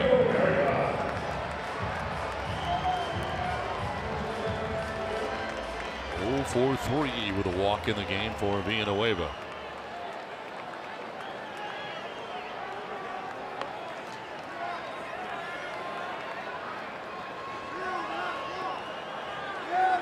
That's now 6 3-hit games on the year for Jose Perella. As Villanueva takes ball 1.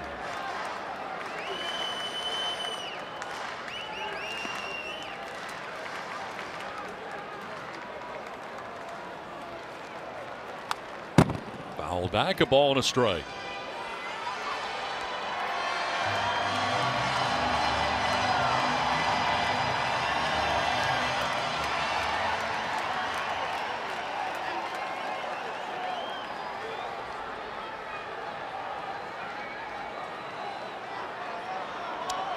Third base umpire has called the other umpires together here. I'm not sure what for.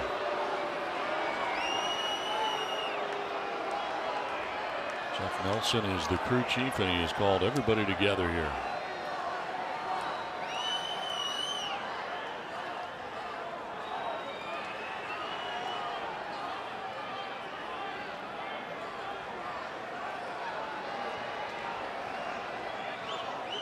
Sure if he's noticed something with Gregerson or what the deal is here. Yeah, this is interesting. They're going to call a balk apparently and send Perella to the plate. Discussion before it was handed out. And Gregerson arguing his point. Nelson is talking to Mike Matheny, the manager, who is arguing his point. Not allowed to argue a balk. Yeah, I like the fact that they all got together and they discussed it. Laz Diaz talking about how he stepped off. There he is on the rubber.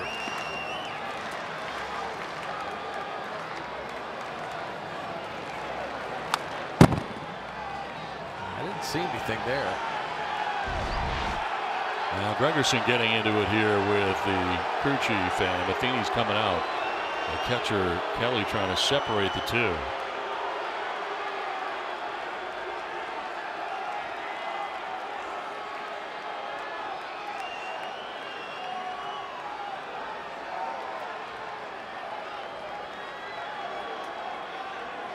Matheny trying to settle him down here, trying to get him to finish this game without getting ejected.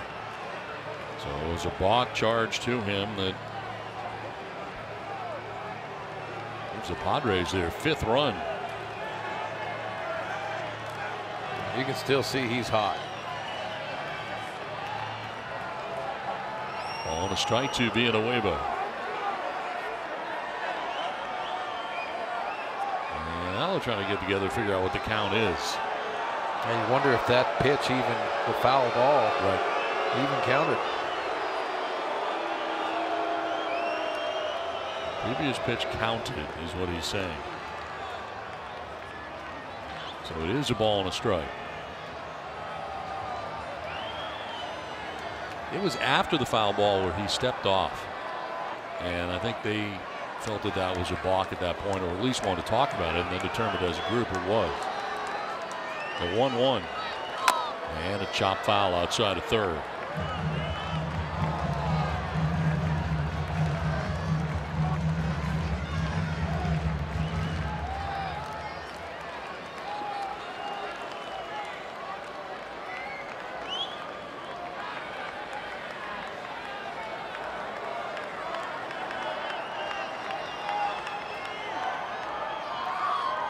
Swing and a miss, and that is strike 2. So 1-2 now.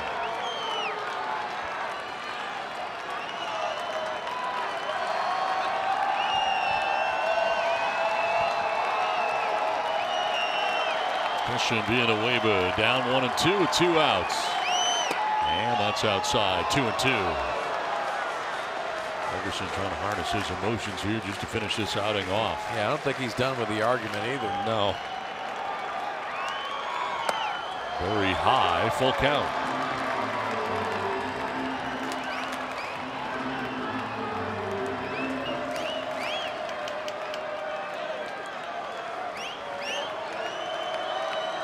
Payoff pitch. And a swing and a miss. Strikes on Villanueva to end the ball game.